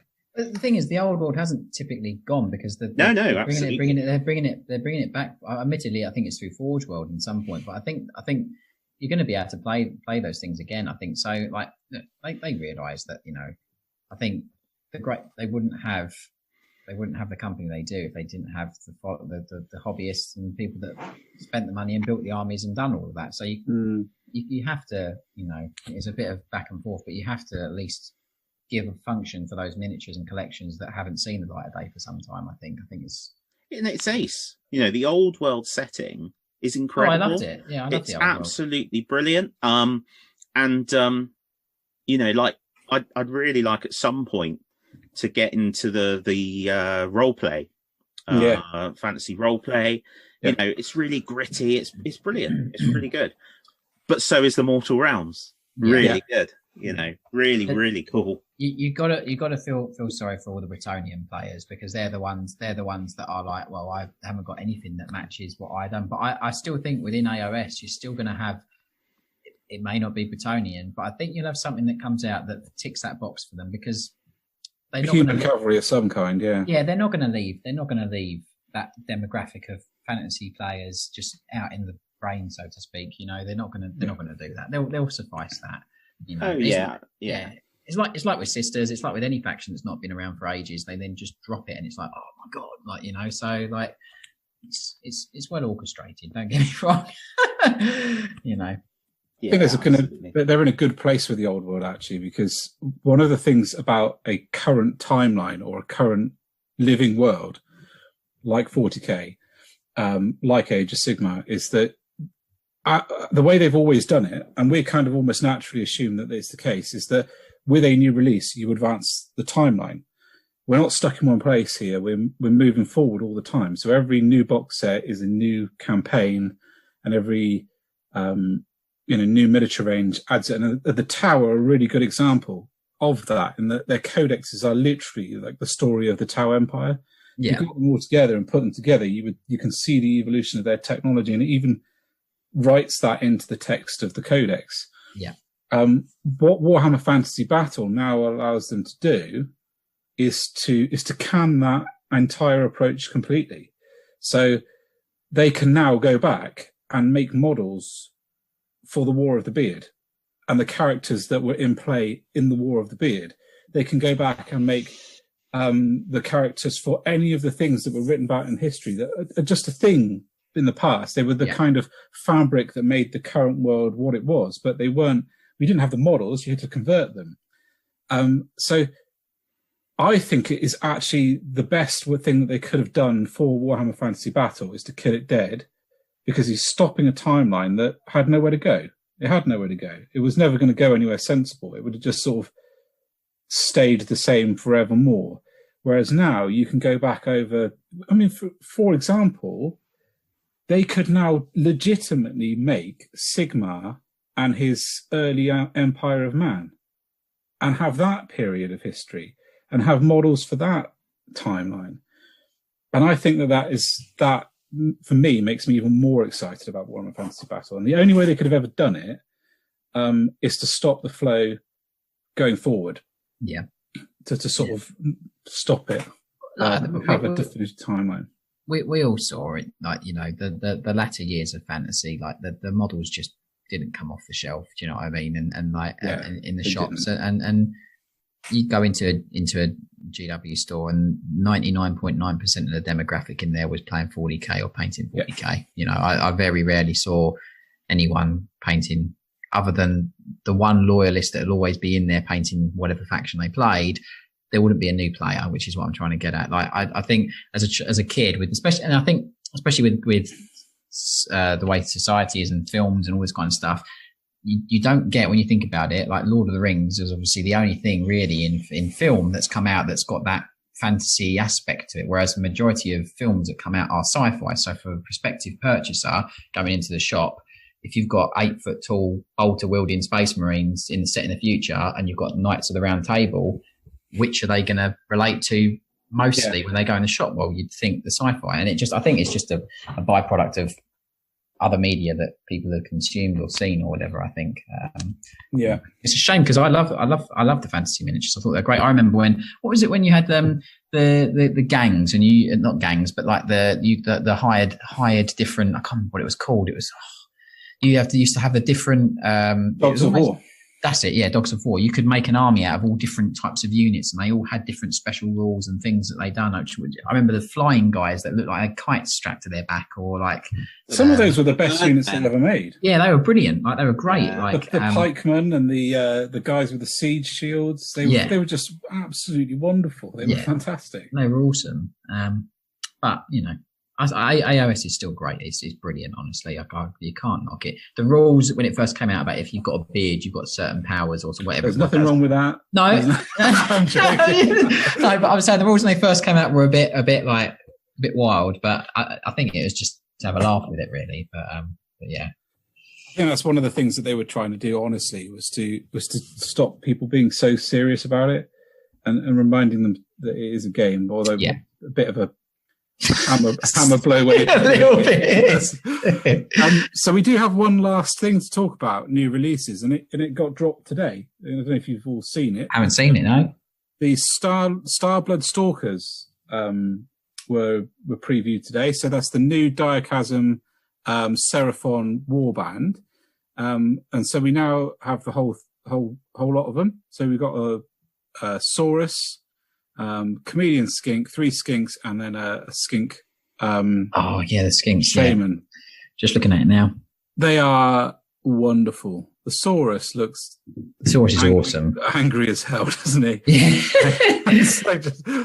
I love the fact that they, with the Saurus, his shield is basically a punch weapon as well. It's like, am I supposed to use this to defend myself or smack him in the face? Love it. It's really cool. The guy with the I don't know what model it is. I've only literally just seen him, but the guy with that's holding what I'd imagine to be like a golden egg aloft. Is really cool. Like really, really cool. He reminds me of the special character model they released. The skink holding the heart. Yeah. The Saurus. Which I have that whole model apart from the arm holding the heart. Which I'm gutted about. There we go. Yeah, the Saurus is angry as. He's awesome. Yeah. It just makes you excited to see what potentially they'll do with a full range or a larger range.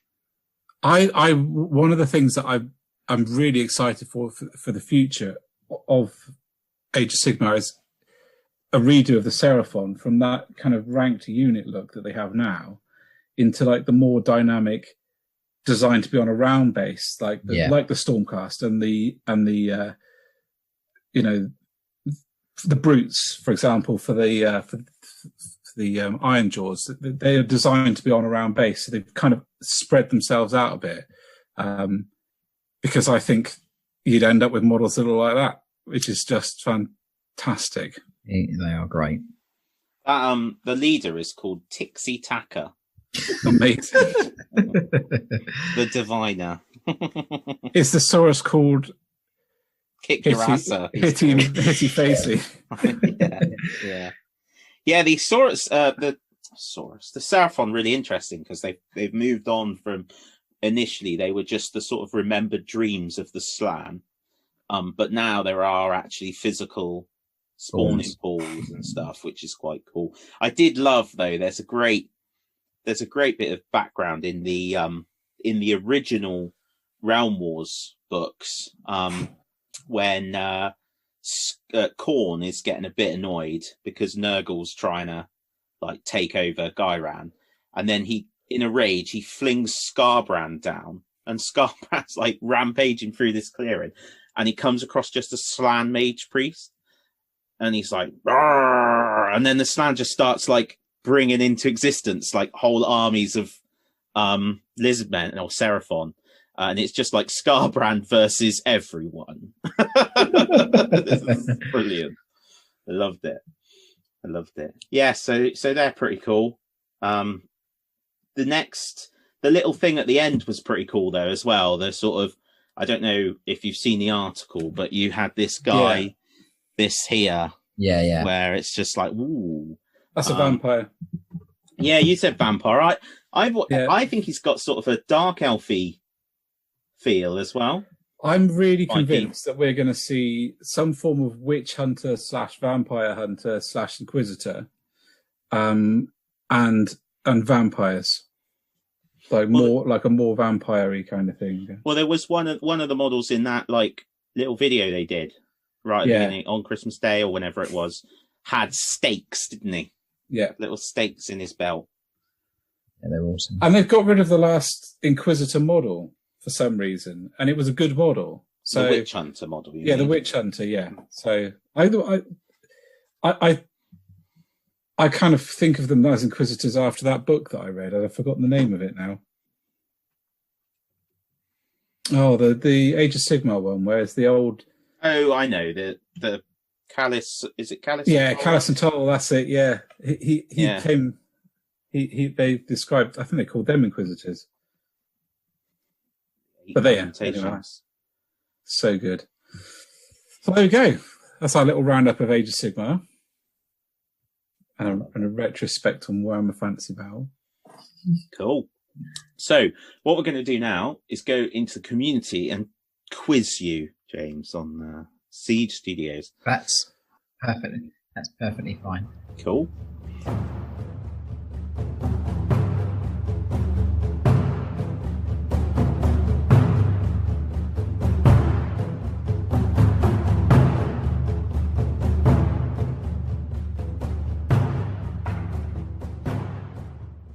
Hail, glorious community.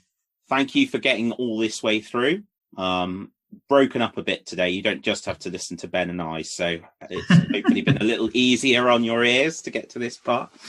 As we've said, and you've hopefully noticed by now, we have James Otero from Siege Studios with us today, and we wanted to take the opportunity really in this section to talk about Siege, James. Why you decided to do it, where you are now, because obviously you've grown quite a bit, and the things you've done along the way would be great, mate. So yeah, if you want to kick off with telling us a bit about what the inspiration was and take it from there. No, okay.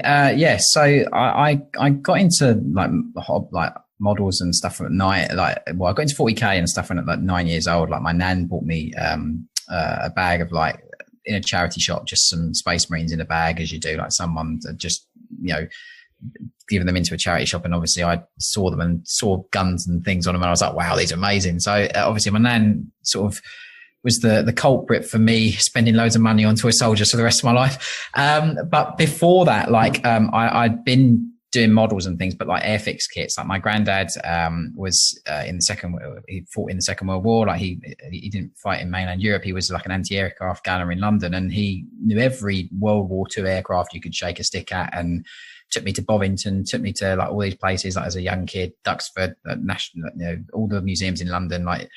So I've been doing models like sticking the wings on Spitfires and things the wrong way around or upside down or whatever, like at a young age. But as a kid, like my mum used to, rather than just buying me toys or things, she'd like just in the summer and spring, she'd put me in like the back garden with a long roll of like blank wallpaper and just with like 6 paints. And I'd be just happily painting outside in the garden all day long, like obviously not in winter because they'd be done for not being good parents. But the reality is that I was kind of doomed to kind of be involved in that kind of thing from when my nan got me those models. Obviously I found out what Warhammer was, done the whole thing, going to games workshop shops as a kid, like as a young kid, like 15, 16, whatever, blah, blah, not painting very well. And then starting to paint a bit better and so on and so forth. And then in school, I'd paint stuff for my friends. Like, they'd ask me, can I give you like this, a little bit of money and whatever. Sixth form happened again. I was like painting stuff for people. And then I had a big break, like I'm sure all of us have, had a huge break where I got involved with bands and music and touring and like records and stuff, all this kind of stuff. So I did that. That all fell to pieces after everyone wanted to settle down with girlfriends and get jobs, or got offered different things in companies and whatever, and I still wanted to be in bands. So I came back home to nothing really. Went into a loft, found my Warhammer, and it ignited all over again. I started painting as I did, and I started recording crappy videos on YouTube. Had a little bit of following on there, whatever, and then a couple of guys saw what I was doing and messaged me directly and said look, we like what you do. We paint models for other people, and wondered if you wanted to be involved and do some sort of painting for other people, like for clients and things. I was like, yeah, okay. I'd been in recruitment as a recruitment consultant on and off around bands. And then after that ended, I was in recruitment for quite some time afterwards, just as my job. And the guys that I was painting for, it wasn't very professional, being honest. And obviously the recruitment industry is extremely professional, really regimented, there's governing bodies and all this kind of stuff. And obviously in our industry, it's more seen as a hobby. So obviously the people that I was working with were running it more like a hobby, if that makes sense. And there were things that I just wasn't happy with.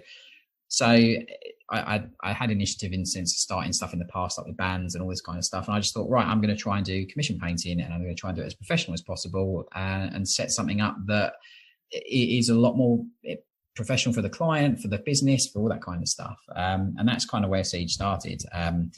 I set up the business in 2013, like the beginning of 2013. I incorporated it as a limited company in August of 2014 after like a year and a bit of doing it just on my own in a crappy little flat above a chemist's. And then out of nowhere, like I saw that Matt at Mini Wargaming was looking for people to paint stuff for Mini Wargaming. I sent him an email with some pictures of my models. He then emailed me back within a day or so. I painted a load of the Mini Wargaming chapter. Like I can't remember what they're called now, but I painted a load of the green and yellow Marines that they've got for their chapter. They done a video on YouTube, which they said they're doing in return for me painting some stuff for them.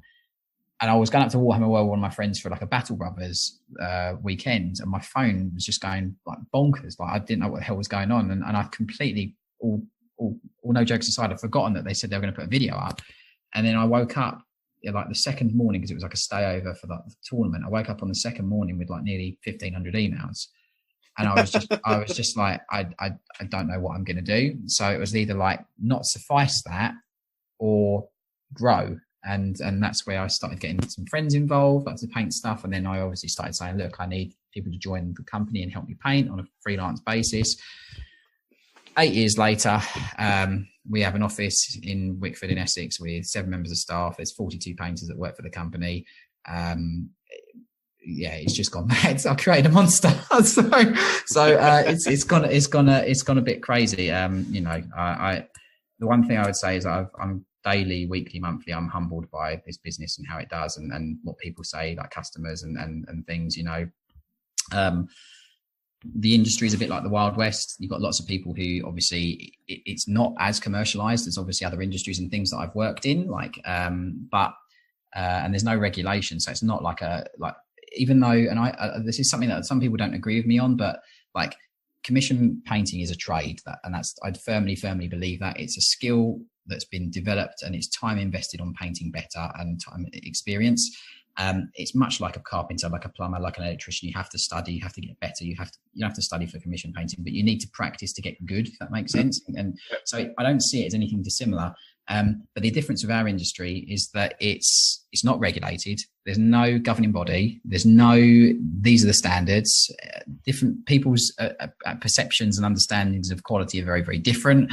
And that's essentially it, really. Like, you know, it's, I tried to build Siege to be the most professional and the best running company that I physically can, offering the highest level that I would like to think that we have in the industry. And that's really what Siege is. And I do try and remain as humble as possible. Even though I'm the owner, like I'm not the stereotypical boss, which I really can't stand within companies. I saw it day in, day out in recruitment when you'd walk into a company and it was like a spider sense. Like I could tell when there was a them and us culture in the company. Like, yeah. I can't stand that. Like I used to hate that. And the thing is sorry about that. The thing is about that is that like, I think when you've got someone who's not a leader and who's a boss and who has never done the job, but expects you to do it, there's a lot of resentment and, well, you've never done it, so how would you know? Whereas with Siege and with what I've done, like I took my hand off the tools about 3 years ago to run the business as it's grown and grown and grown. But I think the understanding is that the members of the team, I wouldn't have the business I have if it wasn't for the team. It's a true 50-50 symbiotic relationship. Obviously, Siege is the company that it is. It brings in the work that it does. We have the reputation that we do, whatever the case may be. But all the guys that are in the team, if I didn't have the people working for the company that I do, it would be me in a dingy little flat with brushes in between my toes and my hands and in my mouth trying to paint all these models. So the reality is that, you know, I'm never going to be as an owner. And I always use the word owner rather than boss, because I own the company, but I'm still a painter first and foremost. And I'm still a member of the team, even though because I have to run it, I don't typically paint many miniatures for the business other than maybe some things for different projects that we do. And that's really what we do. You know, we're a full service. We've got 4 different levels of quality, ranging from bronze, silver, gold, and platinum. Our bronze is an above tabletop minimum standard, which is a premium gaming, which is very, very, really well painted gaming miniatures. Silver's display, gold is box art, and platinum is competition quality. And when I mean competition quality, I'm not talking people who claim to be competition painters. I'm talking we have Slayer Sword winners, Golden Demon winners, ex Heavy Metal that work for the business in our senior team and that paint to our highest standard, if that makes sense. Yeah. So that gives you a bit of an idea of the levels that are involved in the business. We do all facets of it, from building, cleaning, sculpting, converting, freehand, the lot, if that makes sense. We've got a dedicated person that does freehand banners. We've got a new service which we're launching in the end of January, which is called Custom Service, which is our completely bespoke miniature design and creation service, and that's traditional sculpting with miniatures, if that makes sense. It's not like 3D or anything like that. And that's basically what Siege is. I live, eat, breathe, sleep this business day in, day out. I'm 34. I'm not married. I don't have kids. So that kind of gives you a bit of an idea as to where Siege is and where we've come from. I went full time around about 4 years ago. Left recruitment after being mucked around after losing my mortgage because of a bonus promise that was never delivered. And that was it. I jumped in feet first, goggles and speedos, and got on with it. It's just that is what Siege is and where it's come from, and the sort of culture and modus operandi of the business. I want to be the market leader, and I want to give the best quality and best service that I physically can. So yeah, any questions you've got, I'll answer them fully in black and white. I love that drive and passion, mate. And I've always thought, before you contacted us a fair time ago and whatever, you guys have always come across your website, your brand and everything that's really professional. And I just think that's ace. I really do. I think that's really cool. And it's just great to hear your passion. That's the bit. It's the passion. I do think, the fact that you've got no kids and you're not married is exactly why you are the thinnest one of the conversation here, and the healthiest looking one. That's all stress. That's all stress, Dan. Honestly, that's what it is. It's all stress. I promise you. I promise you, it's stress. As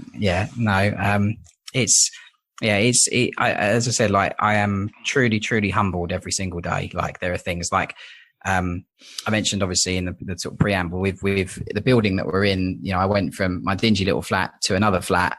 And then when my work and home just merged into the same thing, I was like, I need an office. And then I got an office, one room. And then within the building, there was two rooms on the top floor. We moved into the second room on the top floor. We've been there for a couple of years on the 2 rooms on the top floor. And then before Christmas, the tenants downstairs, unfortunately, because of the pandemic, had to leave the building.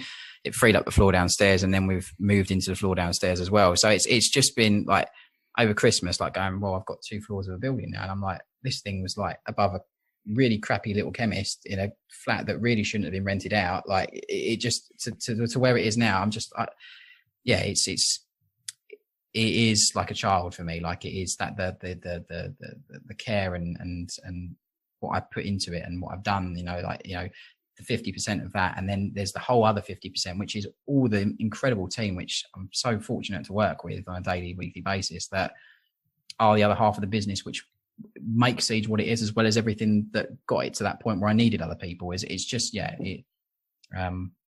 it's a real journey that I would, if anyone ever thinks, oh yeah, like starting your own business is easy, I promise you it isn't. I promise you it isn't. Like, for the first 3 years, like after the whole mini wargaming email bomb explosion thing, like I was working recruitment still like 50, 60 hours a week, doing phone calls to candidates while cooking dinner, while doing Siege emails. And like, it felt like I had no life, but I knew that I wanted to get out of recruitment, and there was something that forced me to. Like I mentioned, I got mucked around really badly for my end of year and lost my mortgage. So I was like, right, well, I've got 30 days holiday. See you later. There you go. And then I found out, like, after that weekend, because it was a Friday, that like one of my friends who still worked there, the director turned around and said, oh, well, James has left us. He's gone to paint toy soldiers. And then like he tried to make a joke of it. And that fired me up even more, because I was like, not only have you mucked me around for my mortgage and what I was trying to aim for, but you're ridiculing what I'm trying to do. So it just made me just be like, right, I'm going to make you eat your words. And it sounds aggressive and it sounds like thingy, but it put that fire in me to push hard, if you know what I mean. So So yeah. So you mentioned the pandemic, that crazy thing that seems to have impacted everyone. I know you and I discussed it before we started recording, but how's the year been for you guys? What are the changes, things like that? How have you found it? It's in any years that I've worked in any industry, this year has been like the hardest thing I've ever experienced for work. Like, and I'm not trying to pull a sympathy card. I know that there are people who have lost family members, there are people who have lost their jobs, I know all this stuff. And like, to be able to sit here and say I've got a business that's still functioning at 90% through a worldwide pandemic with multiple lockdowns is a position of privilege. And I understand that, but I think it's only when you're in the shoes of going through that process that you do only think about your issues, if that makes sense. As bad Everything's as that sounds, relative. yeah, Everything's relative. Like obviously not having people in the staff with the back and forward we've had where we can be a meter apart, we can't be in the same room, we can't be doing this, like operating in an office, trying to have conversations about things where instantaneously when you're in the room, you can just talk to the person and they give you an answer, or you can talk about something or do a certain aspect of the job that you need to do or whatever. So then I have to go, right, well, I've got to phone that person now to speak with them, or I've got to set up a Zoom conference with that person, or I've got to speak to that person through WhatsApp and wait for a reply and all that. It adds a lot of time wastage for waiting on replies or things like that. And then not having every member of the team from the office that can do their job digitally from home is fine, but then there are duties in the office that is maybe 20% that person's role, or 5% that person's role, or 15% that I then have to do as well as being as the only person who can be in the office or is in the office. It's just, I'm glad I watched a lot of Fireman Sam while I was a kid, because now I know what it's like to be a firefighter. So it's not been easy. Things that are normal with us as a business have been stretched. I would always be black and white and all cards on table. Like, it's been difficult to operate as normal and I don't want to use the word professionally, because I always try and do things as professional as possible, but it's made certain things take longer than normal because we've had either a backlog of, and this is before we talk about like Games Workshop stopping production and model supply for nearly 3.5 months, and people booking in projects that we're supposed to order models for, but we can't get them. I've had to do late night car park exchanges for Primaris models that like looks like I'm doing some dodgy drug deal. Do you know what I mean? It's like I've had to do crazy things to try and make sure that projects move forward. That if you'd have said to me at the beginning of the year, you better sit down because you're going to need all the rest you can get. It's just been crazy, being frank. Like, as I said in the preamble before we started earlier today, like, I've got friends that got businesses that have been running for 10, 15 years that have had to close shop and just completely close down their businesses. Like, and it's just a massive thing to consider and think about, especially when it's not just me in a little flat anymore. You've got painters that have mortgages, that have kids, that have dependencies, that have all these different things. And this is before we talk about the issues raised with confinement, that working in your own and not seeing any family or friends, like mental health and all these things. There's so much that has become apparent over this last year because of everything that's going on. So much so that at the beginning in, I think it was May of this year or whatever, like, we set up an employee assistance program. So like free counseling 24 hours a day, 7 days a week, and free. And you can't take the physical 6. Each team member gets 6 face-to-face sessions, but obviously in a lockdown, you can't do that. Like, but every member has got access to like online counseling or telephone counseling, because it's something that I feel that is apparent in that it needs to be there, whether you've got a pandemic or not. There's just, there's been lots of negatives in operating that you've had to just deal with, but then there's also been some silver linings. Like, for example, we're using Zoom, obviously. Now that part of the standard process of dealing with the client when they send in their specification is for us to do a 10-15 minute Zoom call with that client to sign off the specification, rather than simply reading it and then going back to the client saying, yeah, that's fine.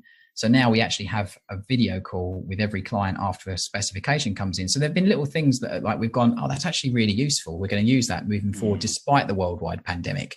Like recruiting somebody for our new storeroom, or the one of the rooms on the first floor that we've got. Like, I never thought I'd have to recruit somebody through a Zoom call. Like, I've had to do two or three Zoom call interviews with this person that started with us on Monday. And I've never met the person, but they've got the job. It's just, I mean, it's it's extremely different from any normal thing like that you'd expect. And this is in an industry that is very different from any other industry. So yeah, it's sorry to long-winded answer, but no, that's all right. But it's going to be really interesting, isn't it? Like you mentioned Zoom, and I think like today Joshua attended a Zoom party, and there was somebody whose business was clearly like they were like the party leader, and they had like a setup, like a little studio with like whatever their company name was, and then was like engaging all the kids and stuff. And like he's doing schooling from home at the moment and stuff like that. And like there's me at 33, and Zoom was like a new thing, and like, whoa, video calling, and oh my goodness. Whereas for the kids, it's going to be like normal, isn't it? Yeah. You know, so yeah, it's, I have to say, I'm quite, with the risk of getting a bit deep, I'm pretty moved that you've done that employee assistance. I think that's pretty awesome, man, because, so I'm really lucky because Raw Mail offer that. And I've used it, and Ben and I have been very open about where we've been and things we've struggled with, and I have to say, like it's really friggin' helped me at some difficult times. So to have put that in place for your employees is a big deal. I think, and this is, and again, I'm not here to come across in any certain way. Like I would rather just be, you know, come across hopefully as black and white, as transparent as I always try to be. Like I'm human like anybody else, and I've had issues and I've had things that I've needed to speak to people about and all these kind of things. And I think it more boils down to the fact there's two things that I think for me as a business owner are very close to my heart. Like I think as much as I did enjoy the years in recruitment and doing recruitment, I think it taught me a lot of lessons about how to deal with staff and treat staff and to not see them as just a cog in a machine or as an asset, if that makes sense. I think I had one of the main things of people when they used to come searching for a new job is, oh, why are you looking to me? Oh, I don't like my boss, or I don't like the company I work for, or they don't treat me very well, or they don't value me. You never have people coming to you saying they're leaving a company for positive things, if that makes sense. Like it's always like, they don't value me, or they don't do this, or they don't do this, you know. And most of the things like within Siege I designed from a painter's perspective. Like when Joe or Louise in the office and we're talking about a meeting, I kind of take the hat off of the owner and go, right, well, first things first, how's it going to affect the painters and what are they going to think? Because I was one and still am one, but I don't do the job, but I need to be that point of protection for them in the office, if that makes sense. Like, because I am one of those, I am a painter as well. So like, and that's one of the things. So I've kind of combined that mindset of, right, well, without them, the business wouldn't be what it is as 50%. And I need to make sure that they feel valued, because that's part of it. So of course, obviously, again, remaining as professional as possible and not naming any names in the company. Like I know that there are people that have had things that they need, and I always say to them that if you need to call me for anything. Like, doesn't matter. Like, if it's not project related, you can call me if you want to chat. I'll help you move house or paint a fence or whatever. If you need some help,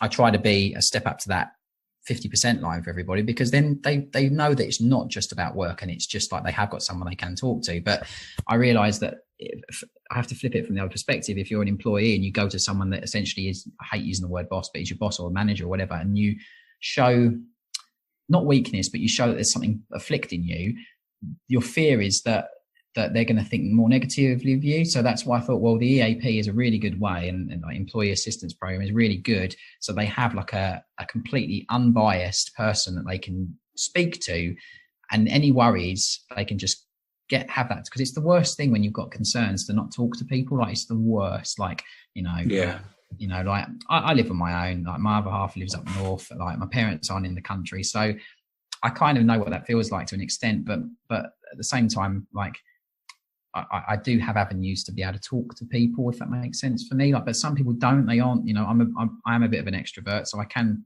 openly talk to people quite easily for myself. But some people don't, and you need someone who you once you put that phone down, you're not going to have them judging you or thinking about you. Or in that sense, you can just vent and get it off your chest. You know, it's hugely important. You know, and I think it gives, especially during the pandemic, especially during all the things that we're doing, like. It's crucial, because you don't want that stuff bottling up because it comes out on the palette and it comes out on the models as well.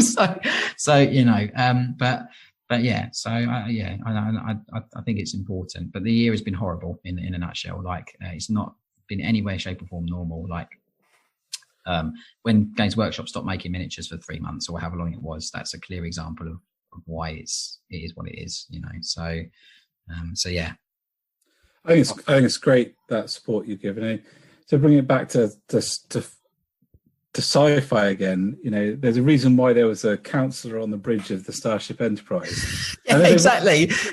Yeah, they worked it out then, and it's almost like we've forgotten that even people on the flagship of this, Federation flagship, will need someone to talk to who isn't Picard. Yeah, it is. I think it's a really cool thing. But I wanted to pick up on something you said earlier, because it's the industry that you're in. It is really a very new one. Really, it's certainly not much more than 20 years old. No, correct. People were doing it before that. They were doing it on a very small scale. But yeah, now things like in the hobby industry, things like Siege Studios and Little Legend and various other people, your household names. People, almost everyone I talk to knows, Siege Studio. And I liked what you were saying about how industry standards. Yeah, I think there's some way to go with that, because when you look at things like, I have friends who are blacksmiths, for example. Mm-hmm. There are industry craftsman standards that you can choose not to, but you could also choose to become a member of the Guild of Blacksmiths or get blacksmith qualifications. So, and if you go to a blacksmith that has got, a member of the guild, that they have been required to produce and then have scrutinized certain things. I think like one of them is a leaf, for example, or a gate, or and then like a bunch of incredibly experienced people will look at that and go, yeah, that's good enough. This person can be in a guild. And I do wonder sometimes you're right. There's so many people who claim to be competition standard and claim to be this, that, and the other. And the eBay joke, pro-painted, is a real thing.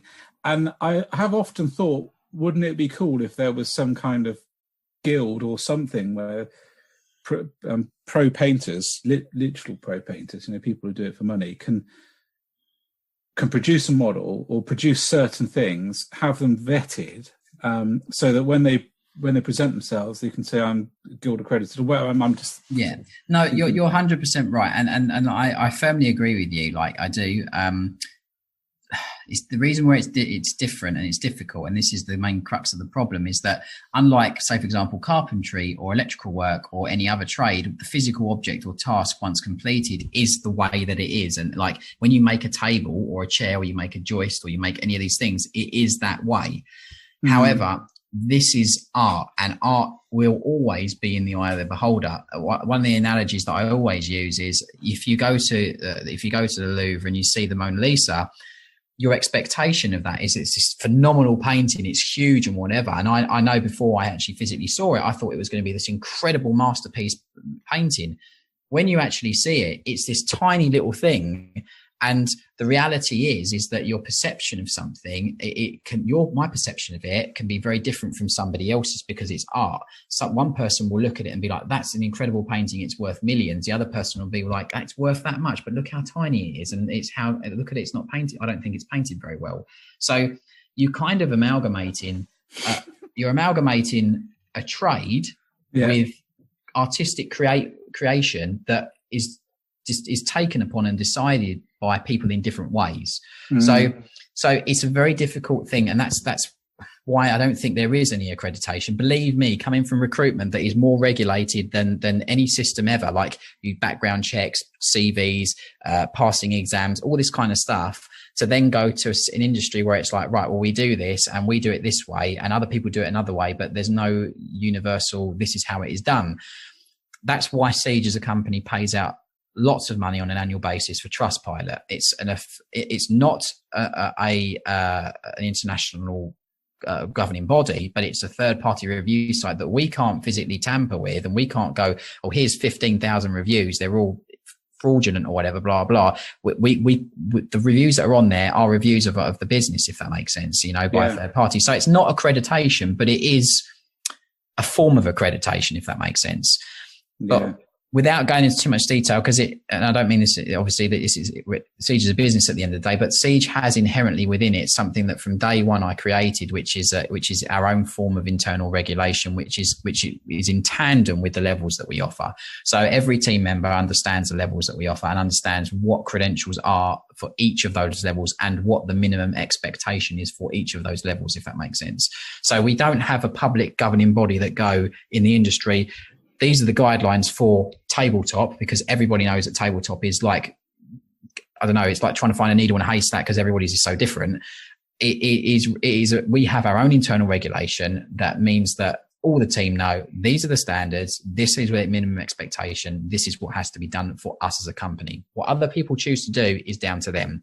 Like when I started the business, and I'll quite happily admit this, like, when I started the business, I made one major error in the setup of it, which is that I didn't make copywritten level names for our levels. I just went bronze, silver, gold, platinum, because I like those names and I thought they offer a perceptional value to the tier, if that makes sense. I should have done copywritten names that are purely accredited to Siege, because then they couldn't be copied, and that would have strengthened a little bit more what we offer. But there are other companies now, Remaining Professional, that have used those level names, and we get people say to us, oh, well, their level 5 or their bronze is this or their silver is this, and it's like, well, you can't compare that, because it's not like going to an electrician and going, can you wire me up this circuit and you wire me up this circuit. You know they're going to be essentially the same because they've got to follow the accreditation. It's like one person will do it one way, one person will do it another, and that's the real sort of grey area, which I hate. I do hate grey areas, but that's the one thing about our industry. Without trying to chew your ear off about it, I can honestly talk about. I can honestly talk about it for ages, and I don't want to rattle on. But the reality is that I've tried to put in place something which forms that purpose within the company, and that's why one team member can do something and it looks exactly the same in the sense of quality as what another team member does, is because we've got that strict and stringent process that's indoctrinated from day one and agreed to from day one, if that makes sense. Like every team member is contractually linked to the business. There's no sort of like shake of a hand. It's paperwork, contracts for everything. Like we are a lot more watertight than the Titanic. So like, I should hope so. Yeah, it's like, you know, it's something that's part of it, and that is the business side of it, if that makes sense. But that's useful for people to know, because I think one of the things that is always a problem with a lot of industries, and not just the painting industry, is knowing what you're going to get for your money. And I know Dan has had experiences where he's handed over models to people and they've not come back, or they've come back in a different state than he was hoping. I've never used the service, but knowing and hearing you talk about the levels of control that you've got within the company, that's the standards, I think people will find that really helpful, because actually that's what I wanted to hear. It's what I think that people want to hear, is that when they go to Siege, it doesn't matter which one of your 42 painters are painting their bronze level model, they are going to get what it looks like in the pictures. And I had a good old flick through your website earlier, and there's plenty of photographs. I mean, it's not just like here's one photo of a bronze. There's dozens and dozens of photographs, and I'm pretty sure I know what I get, if that makes any sense. The really important thing is, like, and this is the thing, like that I've got to be honest, like up front, like I essentially was on my own in the office up until about a year and a half. So Joe, my artist manager, has been with me for a year and a half, and his first words upon coming in the office were, "Where the hell is everybody else?" And I went, "It's just me." And he went, "What?" I went, "It's just me." He went, "What, you're telling me everything that I've seen so far is in all the stuff online?" I went, "Yeah." And he went, "Okay." And he didn't. And the thing is like in the office, like the photography, because I didn't have the time to. And when I say edit, I mean like slap the logo in the corner, all that kind of stuff. Like the photos were just taken on like an iPhone 5 for like for 6.5 years. And Joe was like, the first thing I'm changing, because he came in to do split artist management and media, as in like digital media, was like, I'm making sure we put logos on photos. And he was like, I understand why you've done it the way you've done it, because you just want people to see it at face value. This is what it is, well lit, but no alterations at all whatsoever. And he was like, I will run with that always for the rest of the time with this business. However, you've got to do little things that just obviously like put logos in the corners and all this kind of stuff. I was like, yeah, that's fine. That's not a problem. The reason I didn't do it is because I just didn't have time. So like all those little things, like the photos that you see and all of that, they're not played around with in the back end. They're literally DSLR or an iPhone 11 or 10. And it's literally just logo in the corner, done. Because again, remaining professional, things can be changed. All right. Okay. There's plenty of software and stuff that allows you to change certain things like saturation or like, you know, you should see my Tinder profile. You know, like, so it's really important that for me, that first perception of when a client receives a product from us, and I do consider it a product as much as it's, you know, an army or someone's passionate creation that they've created. Like, I want them to see the photos they get upon completion, and I want them to receive the parcel, open the parcel and go like for like.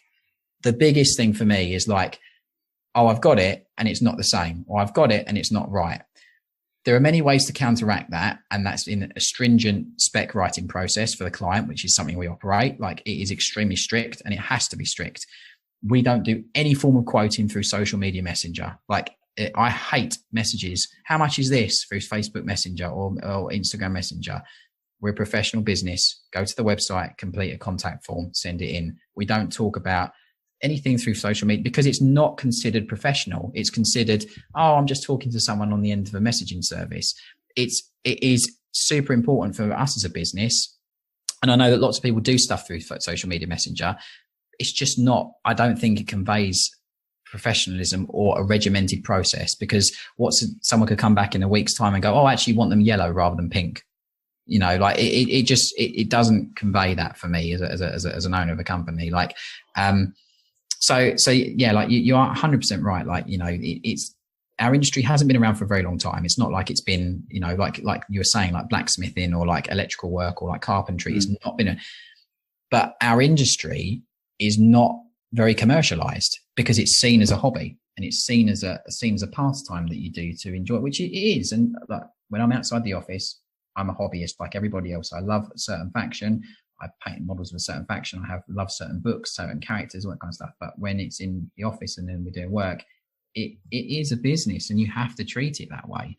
Like, the moment you let that hobby slip in, it's not going to work. You know, it's not going to work. And unfortunately, GW, which I'm the biggest GW fanboy ever, they are a business. Believe me, they don't do what they do for passion or for hobby. They do it because it's a business. And the thing is like, our industry is getting more and more commercialized. So you're seeing loads of things that are happening. Like, for example, now the media side of it, we've got short films that are being made left, right, and center. Like, there's loads of things that are pushing us forward and more forward on that's going to make the industry even more commercialized than it is. And it still be a hobby, but it will have this whole aspect to it that is, there are businesses that turn over money from producing products or doing services, and it's a commercial process, if that makes sense. You know, I'm not trying to belittle hobby, and I love hobby, and I've got that all in part of me. It flows through my veins like everybody else, but I treat my business like a business, if that makes sense. You know, I think that's really important to it. So again, long-winded, but I hope it answers the question. No, it's great. It's great. It's the passion again. I did chuckle earlier when you were talking about the Louvre gallery, because I will never forget the fact that I rang my dad and he'd gone to Paris, and my dad is a Cornishman through and through, and I won't tell you all of what he had to say about Paris because it certainly would not be appropriate. But one thing he did say to me is that he said, "Oh," I said to him, "Well, did you go to the Louvre gallery?" And he said, "Yeah." He said, "But it's just a load of bloody pictures." And I just cracked up, and I just thought, yeah, absolutely, Dad. You know, but if you go to a traction engine rally with a load of old tractors, he'd be made up. So, but then, to be fair, I'm not much different. No, that's fine. Did make me chuckle. That's not a problem in the slightest. Yeah. So something I want to touch about. Obviously, you've had a bunch of opportunities to collaborate with people as Siege. So Artis Opus is the big one that sort of springs to my mind. But you mentioned SNN, you've mentioned Mini Wargaming, which their videos got me through like a year's worth of painting stuff, just having them on. So, you know, how did those you mentioned Mini Wargaming anyway, but how did those come about then? What, especially like Artis Opus, you know, creating brushes. Yeah, all cards on the table. Artis Opus is my other business, so I'm one of the owners of Artis Opus. Long story short, I approached a brush manufacturer back in the day and said, look, this is my business. I've got 20 painters that use your brushes. I'd very much like to work with you and push your brushes through my business. They flat outly said, sorry, we don't work with any companies in your industry. We already have market dominance through not really doing that much in the industry. And they basically said, oh, look, our product's a fine art product. It's not something that would be in wargaming shops. Because I said, look, it's really difficult for my guys to go into shops and buy your product. You know, so essentially, Siege's model supply company is Element, as I'm sure you know. So basically, I put an idea that I had to the two owners of Element, and we collaborated on it and formed Artis Opus. And Series S, Series M, and a few other products are things that I contributed to the business. And Series D is Byron's product, and that's where Artis Opus came from. So I'm not going to sit here and say that we're endorsed or anything like that. It is my other business. Obviously, my company Siege is going to push Artis Opus, and I'd rather be completely transparent and black and white with you. I'm not going to pretend or have any hidden agenda there. The channels we work with, purely a case of like Tabletop Tactics. We started doing stuff pretty much at the same time. I sent a message off. Me and Lawrence started talking. Obviously, we get on quite well. You know, many years has passed. We've been working together for a very long time. You know, I consider him a very, very good friend. I've been to his wedding, like all these. So we got on extremely well. SN again, we were asked to sponsor. I missed out on going to the first one. There were some issues with flights on the first one, but I've worked with Steve and the guys at SN. We've painted armies for them. So yeah, that's where that relationship comes from.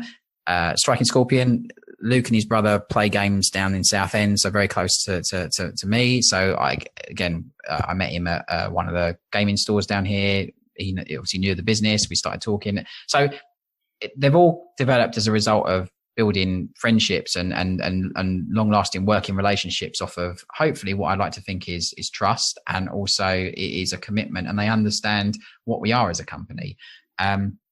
As I said, I push their businesses, and I see them as businesses, their channels and all these things. I push them as hard as they push my business. It's a true 50-50 relationship, how I do everything. Like I go as hard into it as you do, if that makes sense. And that's it. You know, fortunately, we've had very long lasting relationships, good working relationships, transparency, and you know, I'd like to think extremely well painted models for what they use them for. So yeah, that's essentially it. And obviously the AO thing is my other business. I'm not going to lie about that. So yeah. Well, it's cool. I mean, I've got my selection of them. Thank you. So they're very good, and I know Ben Chambers, my mate that lives over in Thornbury, and he got the set through the Kickstarter and such like. So yeah, they are. Yeah. They are ace. My set to go up and have a painting lesson with Tommy Sewell. Tommy's a lovely man. Like honestly, lovely man. You know, I rate him hugely as an individual and also as a painter. Like, yeah, lovely guy. You know, it's. I know he's been a bit poorly of recent, but I've painted with him and he knows his stuff. So yeah, you'll have a great time with him if as and when you do. It was a couple of years ago. You've done it. Oh, okay. Yeah. Oh yeah, best day in the hobby, I think. Yeah, I had. Yeah, super wonderful. Yeah, he's a lovely. He's a really nice guy. But I bought the set because I really wanted to go up there with a set of brand new brushes, and I wasn't disappointed. No, well, thank you. Yeah, the reflection, I think, is that my reflection on them is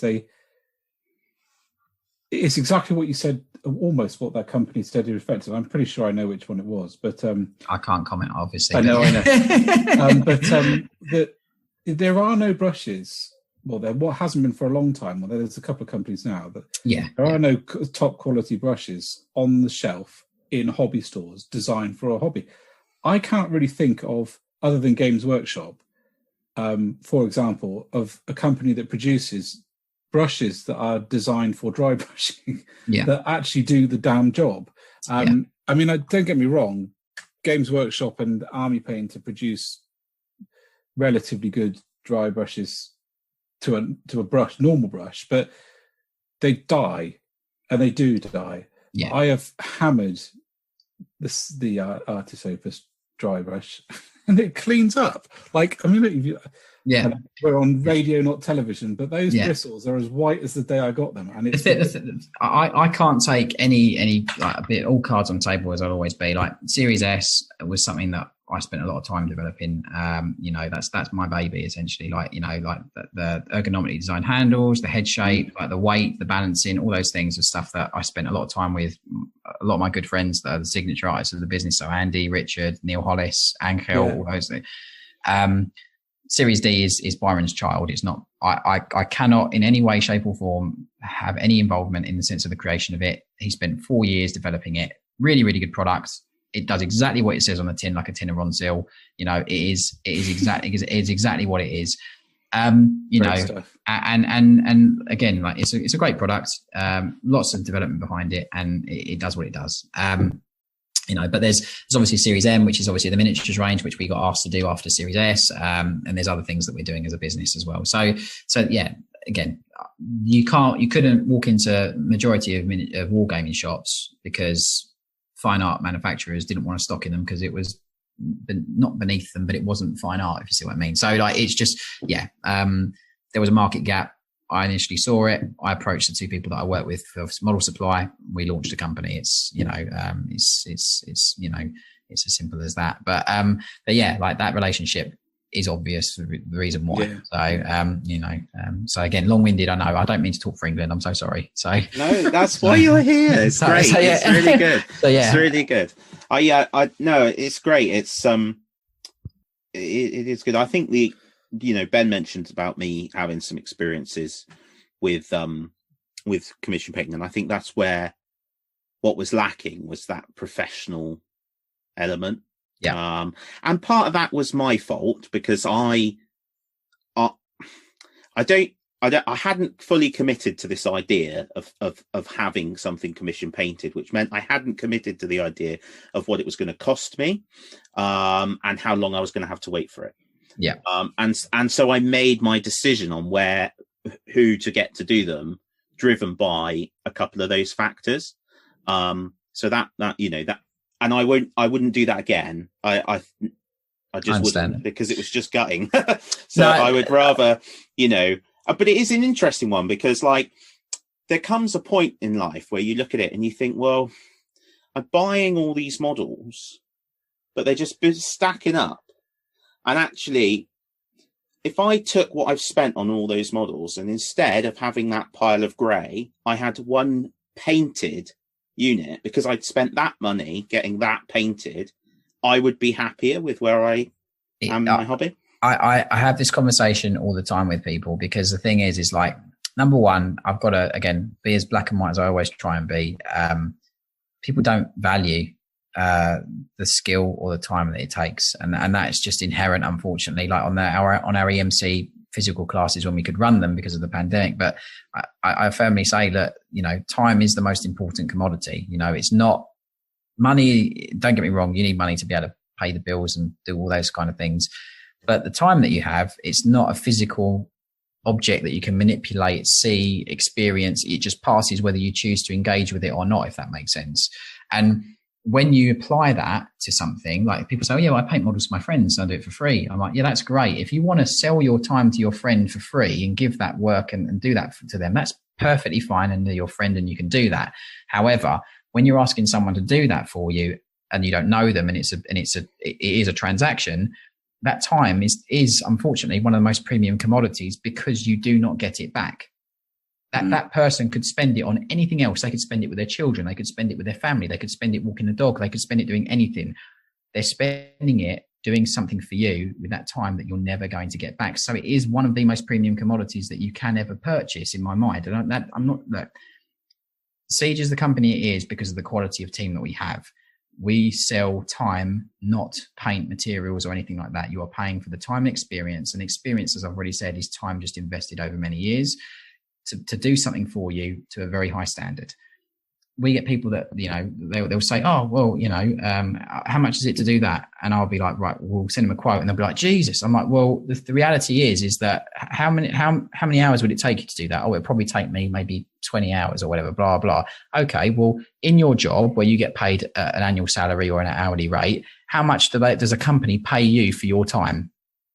And then they're like, oh, I didn't think of it that way. Well, it's exactly the same for what we do, but because our industry is derived from a hobby, people assume that it's cheap. Do you see what I mean? And it's the problem that I have at conventions. You know, a part of my job is to explain to customers that they are purchasing that. You know, I can't word it any other way, and I'd rather just be frank.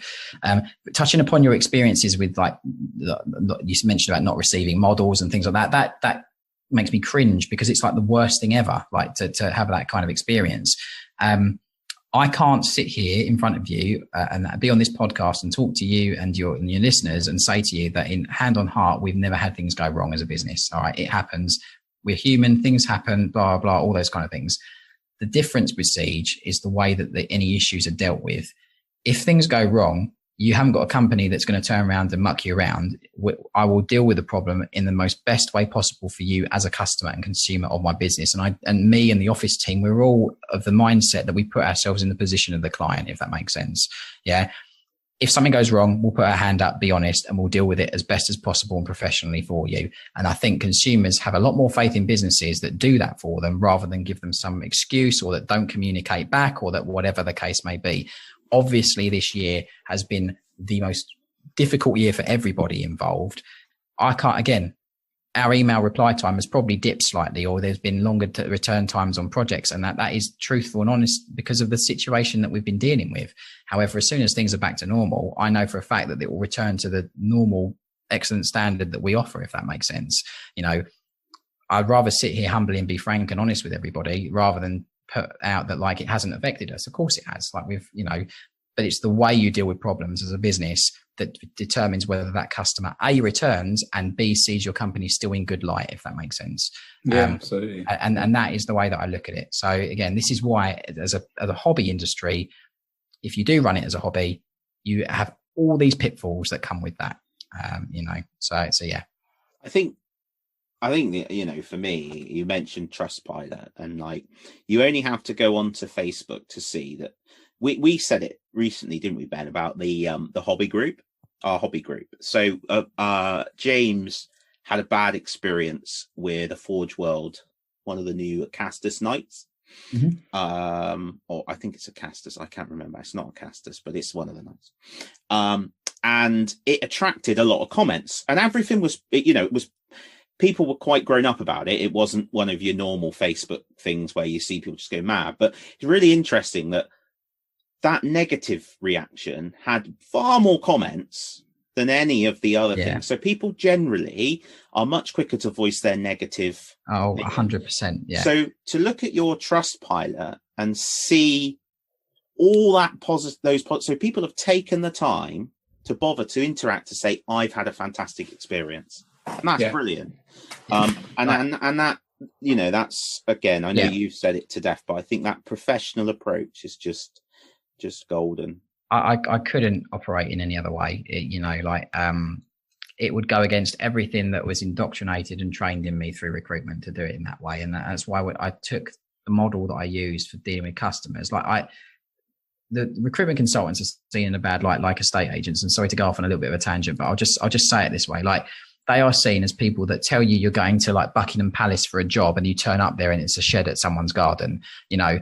And the thing that I used to do was I'd go on a client visit, see the offices, and I'd be like, right, okay, the manager's really nice, the team seems really nice, you know, the office is crap, you know. I'd go back to the office and I'd interview people for the jobs and all that kind of stuff, and I'd say to them, look, you're going to love the company. The manager's a really nice person. The team's great. You're working with two people, blah, blah, blah. But be prepared. When you go to the offices, they're not like a plush top-end office, all right? You're not going to be wowed by the office, but you'll be wowed by the company. They've got plans within a year or two to move to a new office or whatever the case may be. But the fact that from day one, that person was prepared for that going into the interview, that said a lot more about me as a consultant and the way that I conducted my business in recruitment, as opposed to, oh, go there, it's a great office, you're going to love everyone, blah, blah. And that is just not a big no-no for me in any form of business. And unfortunately, as I said, with the hobby industry, a lot of that stuff does happen because it's not seen as this professional thing. I and Siege can't work that way. Like we don't, you know, and it just, it drives me nuts. Like I do hear horror stories on a daily, weekly, monthly basis. And again, I'm going to remain professional as ever and not say names or anything, but I do hear horror stories about things within this industry. And people will like message me and go, oh, is this right? Is this how things should be doing? And I'll be like, no way, that's not how it's supposed to be. Like, well, that's not how we do it. But again, have they got this? Have they got this? Do they do this? And people are like, no. And I'm like, well, that's the reason why. You know, like it's, you know, unfortunate. I should just say that, because hopefully James is listening, and he usually does. I was absolutely chuffed to see that it was quite a positive. It was really good post actually, and I'm really pleased he put it on there, because normally people just jump on the bandwagon, but we're really keen with our group to keep it positive, and everybody was. But, it was interesting though that there were print lines on the Forge World night from a master mold, which is interesting. But there we are. Sorry, go on. I was just going to say, your thing about negativity, and just to drop it in there, negativity is always focused upon. You look at the news, you look at anything. People don't. Negativity is more interesting. Unfortunately, people get bored with positivity. If you saw, oh, they've been great, this is great, oh, this is brilliant, it's just boring for people, unfortunately, and that's why negativity does have a bit more traction. Let's put it that way. We should be more grumpy, Dan. What? Be more grumpy. Yeah, I could. I'm sure we can. Don't change a thing. But just distill your early days feelings about the 40k app into like a social media thing, and it'll just be a black hole on the screen. So I think, in fairness, I can dump some negativity in the next section of that. So okay, well, we'll get there in a minute. Thank you so much. No, mate. Thank you for coming on and being so passionate, and it's great. It's really cool. Thank you. Lifting the veil on the industry a little bit. Thank you very much.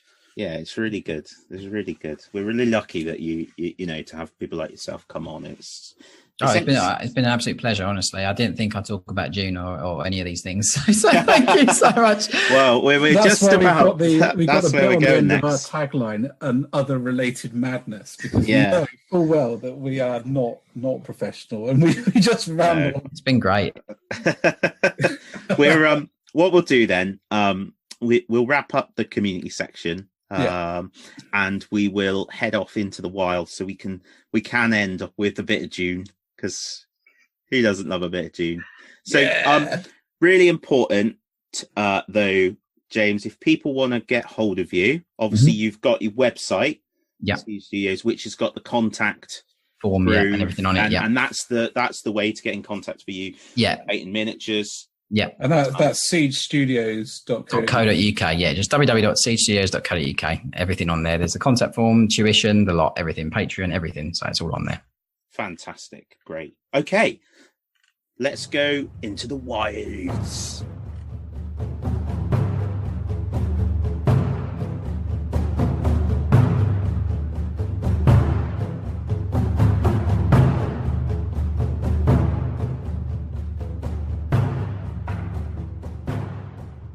Hi guys, and welcome back to Into the Wilds, where we haven't got a great list of things to talk about, but we have one mightily important thing to talk about, which is possibly one of the greatest science fiction franchises ever. And it's not 40k. It's Dune and Modiphius' release of the new Dune RPG, which is going to be... I'm really excited. The problem is with RPGs is that they take an awful long time. So investing in an RPG is a big. I think it's a big deal, because you could potentially be signing away 1 hour a week for the best part of 5 years to an RPG, or an evening a week.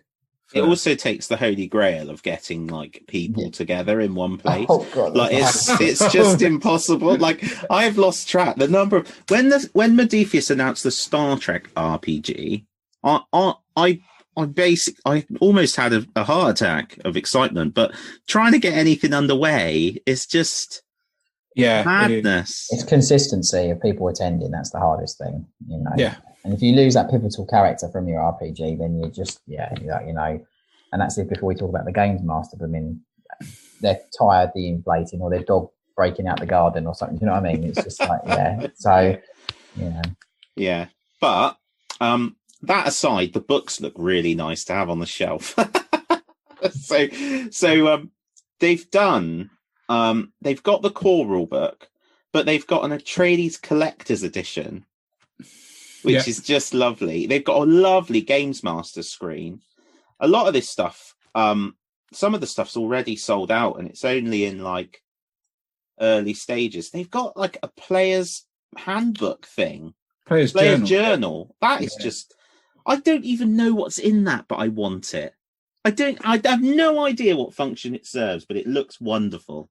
Mind you, that this is coming from someone who owns about 12 of the Games Workshop notebooks. To be honest, it's just a lined notebook. Is it really? I'd still buy it. Yeah. I'd still buy it. No, it's not. It's got other stuff in it. Contains lined, square, and blank paper, beautifully rendered in matching graphics. Yeah, but it has got something else. It's got your character record sheet in it as well. I think that's great. I think that's a brilliant thing to have. Like, it's great. Like, it's wonderful. I love that. So apparently, there's loads of background on the Imperium in the core book as well. It's interesting. So I didn't watch Dune until I'd have been in Bath, so I must have been about 25. What? Yeah, I know. So bear in mind, I got into the hobby when I was 11, and I hadn't watched it. And when I watched it, it was just like, oh, it was amazing. It was amazing. It's the same with everything. It was when I moved to Bath, I lived in a hotel for like 2 months and just sold my soul to Eve online. And ended up like gaunt faced and like, but I had loads and loads of ISK, which was cool. But then I moved in with in like a house share, and one of the guys was into making like amateur films and stuff, and he was really into film, so he had loads of masses of DVDs of everything. And in a space of about 3 months, I watched Dune, all the Back to the Futures, all the Alien, all the Predator, all the Rocky. That was flipping amazing. End of Rocky 4, I ran upstairs and one of the guys came out of his room and I was so excited I just punched him in the face. I was like, what the hell? Ben knows what that experience is like. Yeah. So I don't know, I'm just rambling now. But basically, eye-opening. It's a phenomenal film, really. I think it's one of those films it's one of those books, like Lord of the Rings, where it's such a massive thing to try and take on that you got to go all in. And Dune has got its critics, the film has got its critics, but you know, I've always said to them, considering what they were working with, considering what they were trying to fit into under 3 hours, it's an astonishing achievement. And the thing that I think that they got the really well was the feel of the books, the imagery, and the new film looks like it's done the same. Yeah, and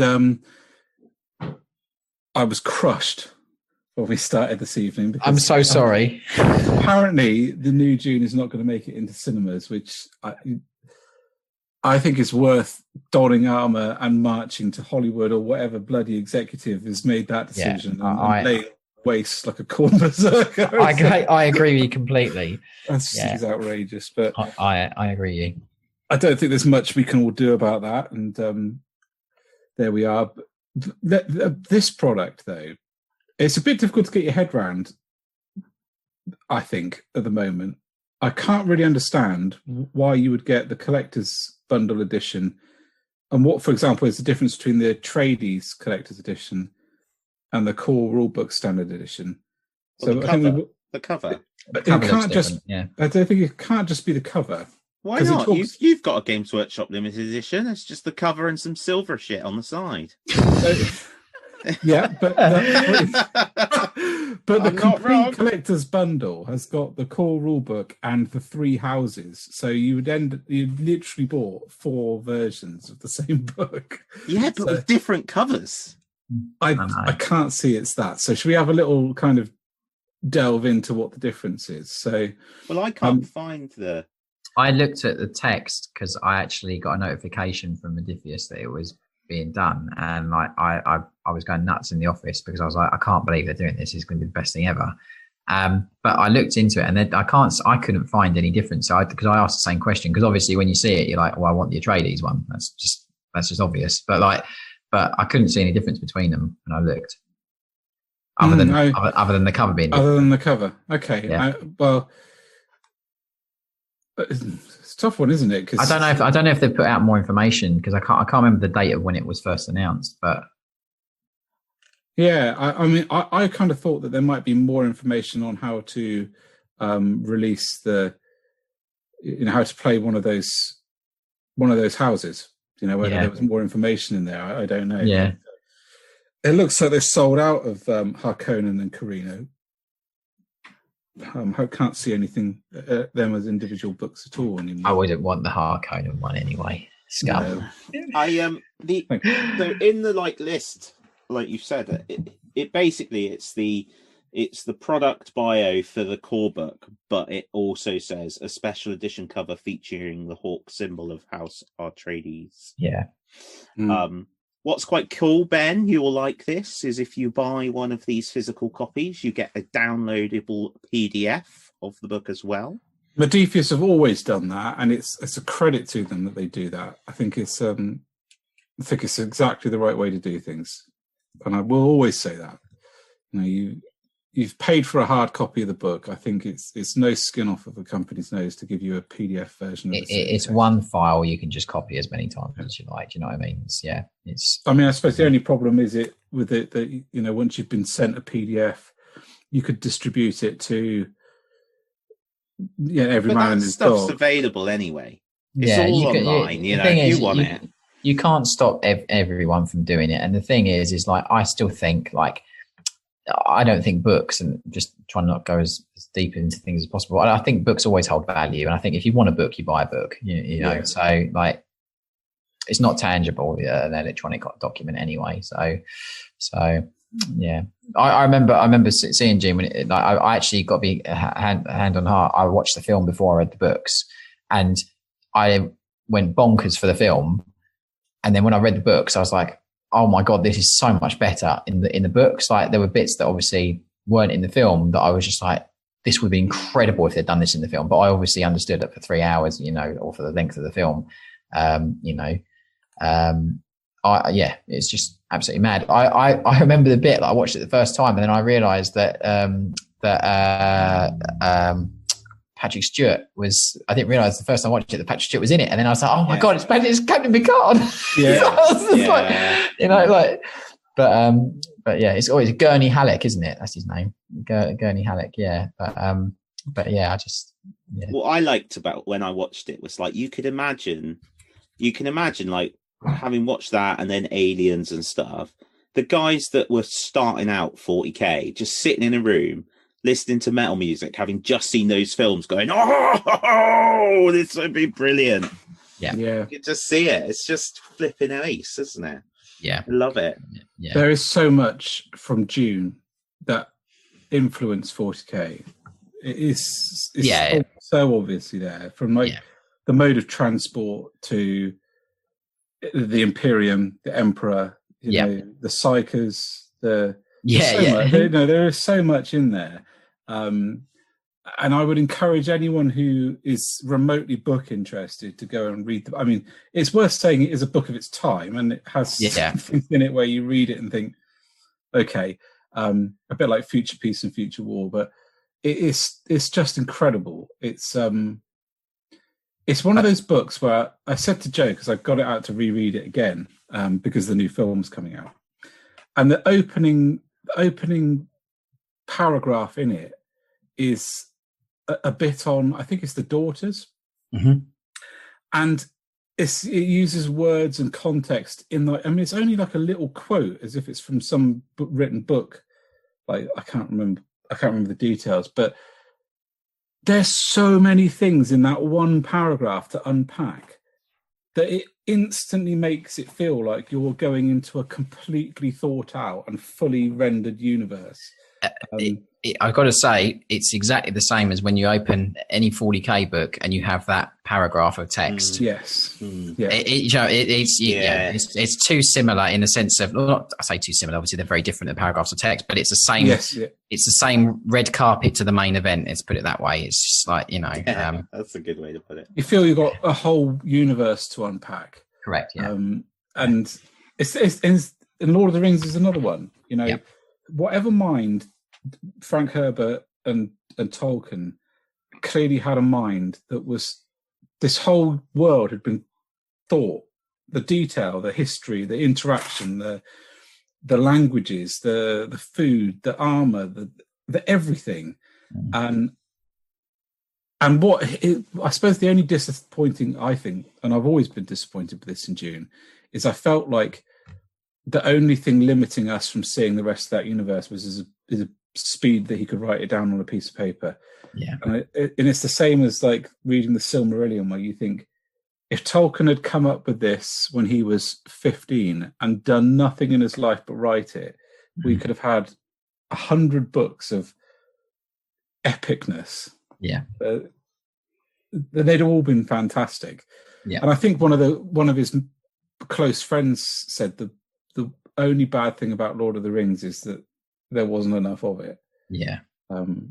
Which is equally one of the other quotes that I love about his little writing circle was, "Oh my God, not more elves." Because they used to meet up in a cafe and talk about it, didn't they? But, yeah. But one of the things that I'm really excited about this new product is the artwork. Yeah. So the art preview, which is on the website, you know, you go on there. It's in Modiphius.net and then just follow the Dune links. It's right on the front set. So, I mean, I suppose it's worth us talking about the product itself as well. So the standard Games Master bundle, which is everything all in without the fancy art book cover. So you get your dice, your book, your Games Master screen, and the little cool player's journal is 80 quid all in. And that would allow you to be a Games Master for it. The Games Master bundle, in which for the Atreides edition, is 110. So realistically, you're paying 30 quid for a cover and special dice. And I think individuals will make their own decision on that. And then the standard player bundle, so if you just wanted to be a player, is 60 quid. And that's the rules, the dice, and the book. That is everything you'd ever need to play with all the bells and whistles, really. But if you are just wanting to get into it, it's 45 quid for the standard edition book. And I don't think that is bad at all for what you're getting. There's a lot in these role-playing books. They're big books with lots of background in. So if it's anything like the quality Modiphius normally produces, it's just going to be astonishing. And have either of you guys? Sorry, Ben. I was thinking. Have either of you read much beyond just Dune? Because there's I never read this. No, I didn't. Being honest, there's loads. I didn't realise. So I've just found the list in chronological order: the Butlerian Jihad, the Machine Crusade, the Battle of Corinth, Sisterhood of Dune, Mentats of Dune, Navigators of Dune, House Atreides, House of Harkonnen, House Carino, the Duke of Caladan, the Lady of Caladan, Heir of Caladan. Then we get Dune, then Paul of Dune, Dune Messiah, Winds of Dune, Children of Dune, God Emperor of Dune, Heretics of Dune, Chapter House Dune, Hunters of Dune, Sandworms of Dune. There's bloody loads, isn't there? Didn't realise that. I'd have to get buying some books, I think. Yeah. I only found that out, James, the other day when I picked up the book to read it again. when I was a kid, I'd only read Dune because I thought that was it. Yeah. And life takes you away, doesn't it? That definitely didn't. I didn't even know. Yeah, so there's probably a lot more to read. So we could have a Dune section in the podcast for the next ever.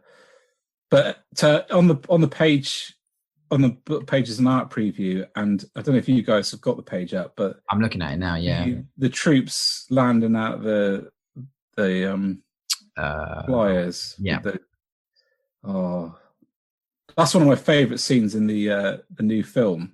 Is the Imperial Guard coming down? I forget the name of the stormtroopers, but coming down on their like anti-grav things and just sort of slowly landing on the floor, and it's just like, oh yes.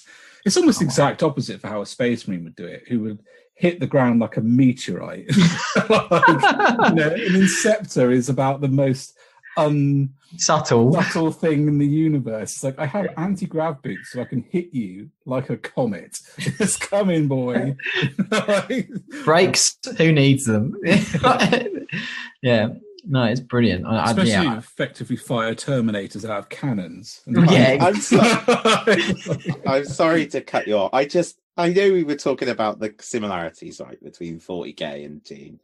So I'm just reading the bio of God Emperor of Dune, which was written in 1981. Okay, and it says here, Leto's. So basically, Paul's son, God Emperor Leto II Atreides, ruled the empire 3,500 years. Blah blah. Anyway, it says his prescient visions had shown that humanity would be threatened by extinction in a number of ways, and his solution was to place humanity on his golden path, a plan for humanity's survival. It's just like the Emperor. It's brilliant. I love it. It is very, very similar. They've got navigators. They've got all the things like that you're akin to, like psychers. All these things are in it, and it's just like. Listen to this. Sorry, James. He governs as a benevolent tyrant, providing for his people's physical needs, but denying them any spiritual outlets other than his own compulsory religion. Secular, yeah, like the Emperor. Yeah, it's hilarious. Only this bit's quite different. Personal violence of any kind is banned. Yeah, that's is that Atreides? Atreides, yeah, he's from the film. Paul's son. No, it's Paul's son. So after the film, Paul's son. So, yeah, but it says he lived for 3,500 years. It says he's ruled the empire for 3,500 years. Oh, he's ruled the empire. Yeah, so he's still alive then. Yeah. Yeah, from the verdant face of a transformed Arrakis. Jeez, yeah. That's cool because, well, in 40k, theoretically, a spaceman could live for 3,500 years if someone didn't shoot him. Well, yeah, technically. Well, Dan, I'm sorry to bring the Blood Angels fanboy love into it, but Dante's been Chapter Master for 1,100, so he's been alive prior to that for however many years it takes to get to Chapter Master. So you're quite right. Like they can. I do think Marines are not immortal, but they are. I think though, Dante, the reason he's got that mass, he's like the Blue Peter tortoise, right? So Blue Peter had a tortoise, didn't they? But if it ever died, they just got a new tortoise and just said it was still alive. They have revealed him. Like I've got all the Dante novels and stuff, and like he is aging as a man. Like he's not got black hair anymore, so he is aging. But I think one of my favourite bits of the Brothers of the Snake book, is when the Chapter Master is seen for the first time, and he's just this. I mean, God knows how old he is, but he's probably 1,000 years old, easy. But there's a bit in it after they've been on this planet, and it's all gone a bit pear-shaped, and most of the chapter was surrounded by a massive orc war and just stuck in place until Priad and his company rock up and change the course of the battle. But there's a wonderful bit where they're in a kind of council, and the Chapter Master takes off some element of his armor, and Priad can see that he's got a minor tremor, but it says something like that would only be perceivable to an Astartes or person with like the eyesight of an Astartes. So any normal human would not be able to perceive the tremor. But and Astartes could, and it was like the only sign of aging that this guy had, like, is almost imperceivable. But and it had only come out because they'd been hammered through this terrible situation. I think there's loads, but this is the bit about 40k that I absolutely adore, is the bit that isn't on the table, as almost. So, like, it talks about I think it was in the original Space Marine novel, perhaps, where Space Marines don't die of old age.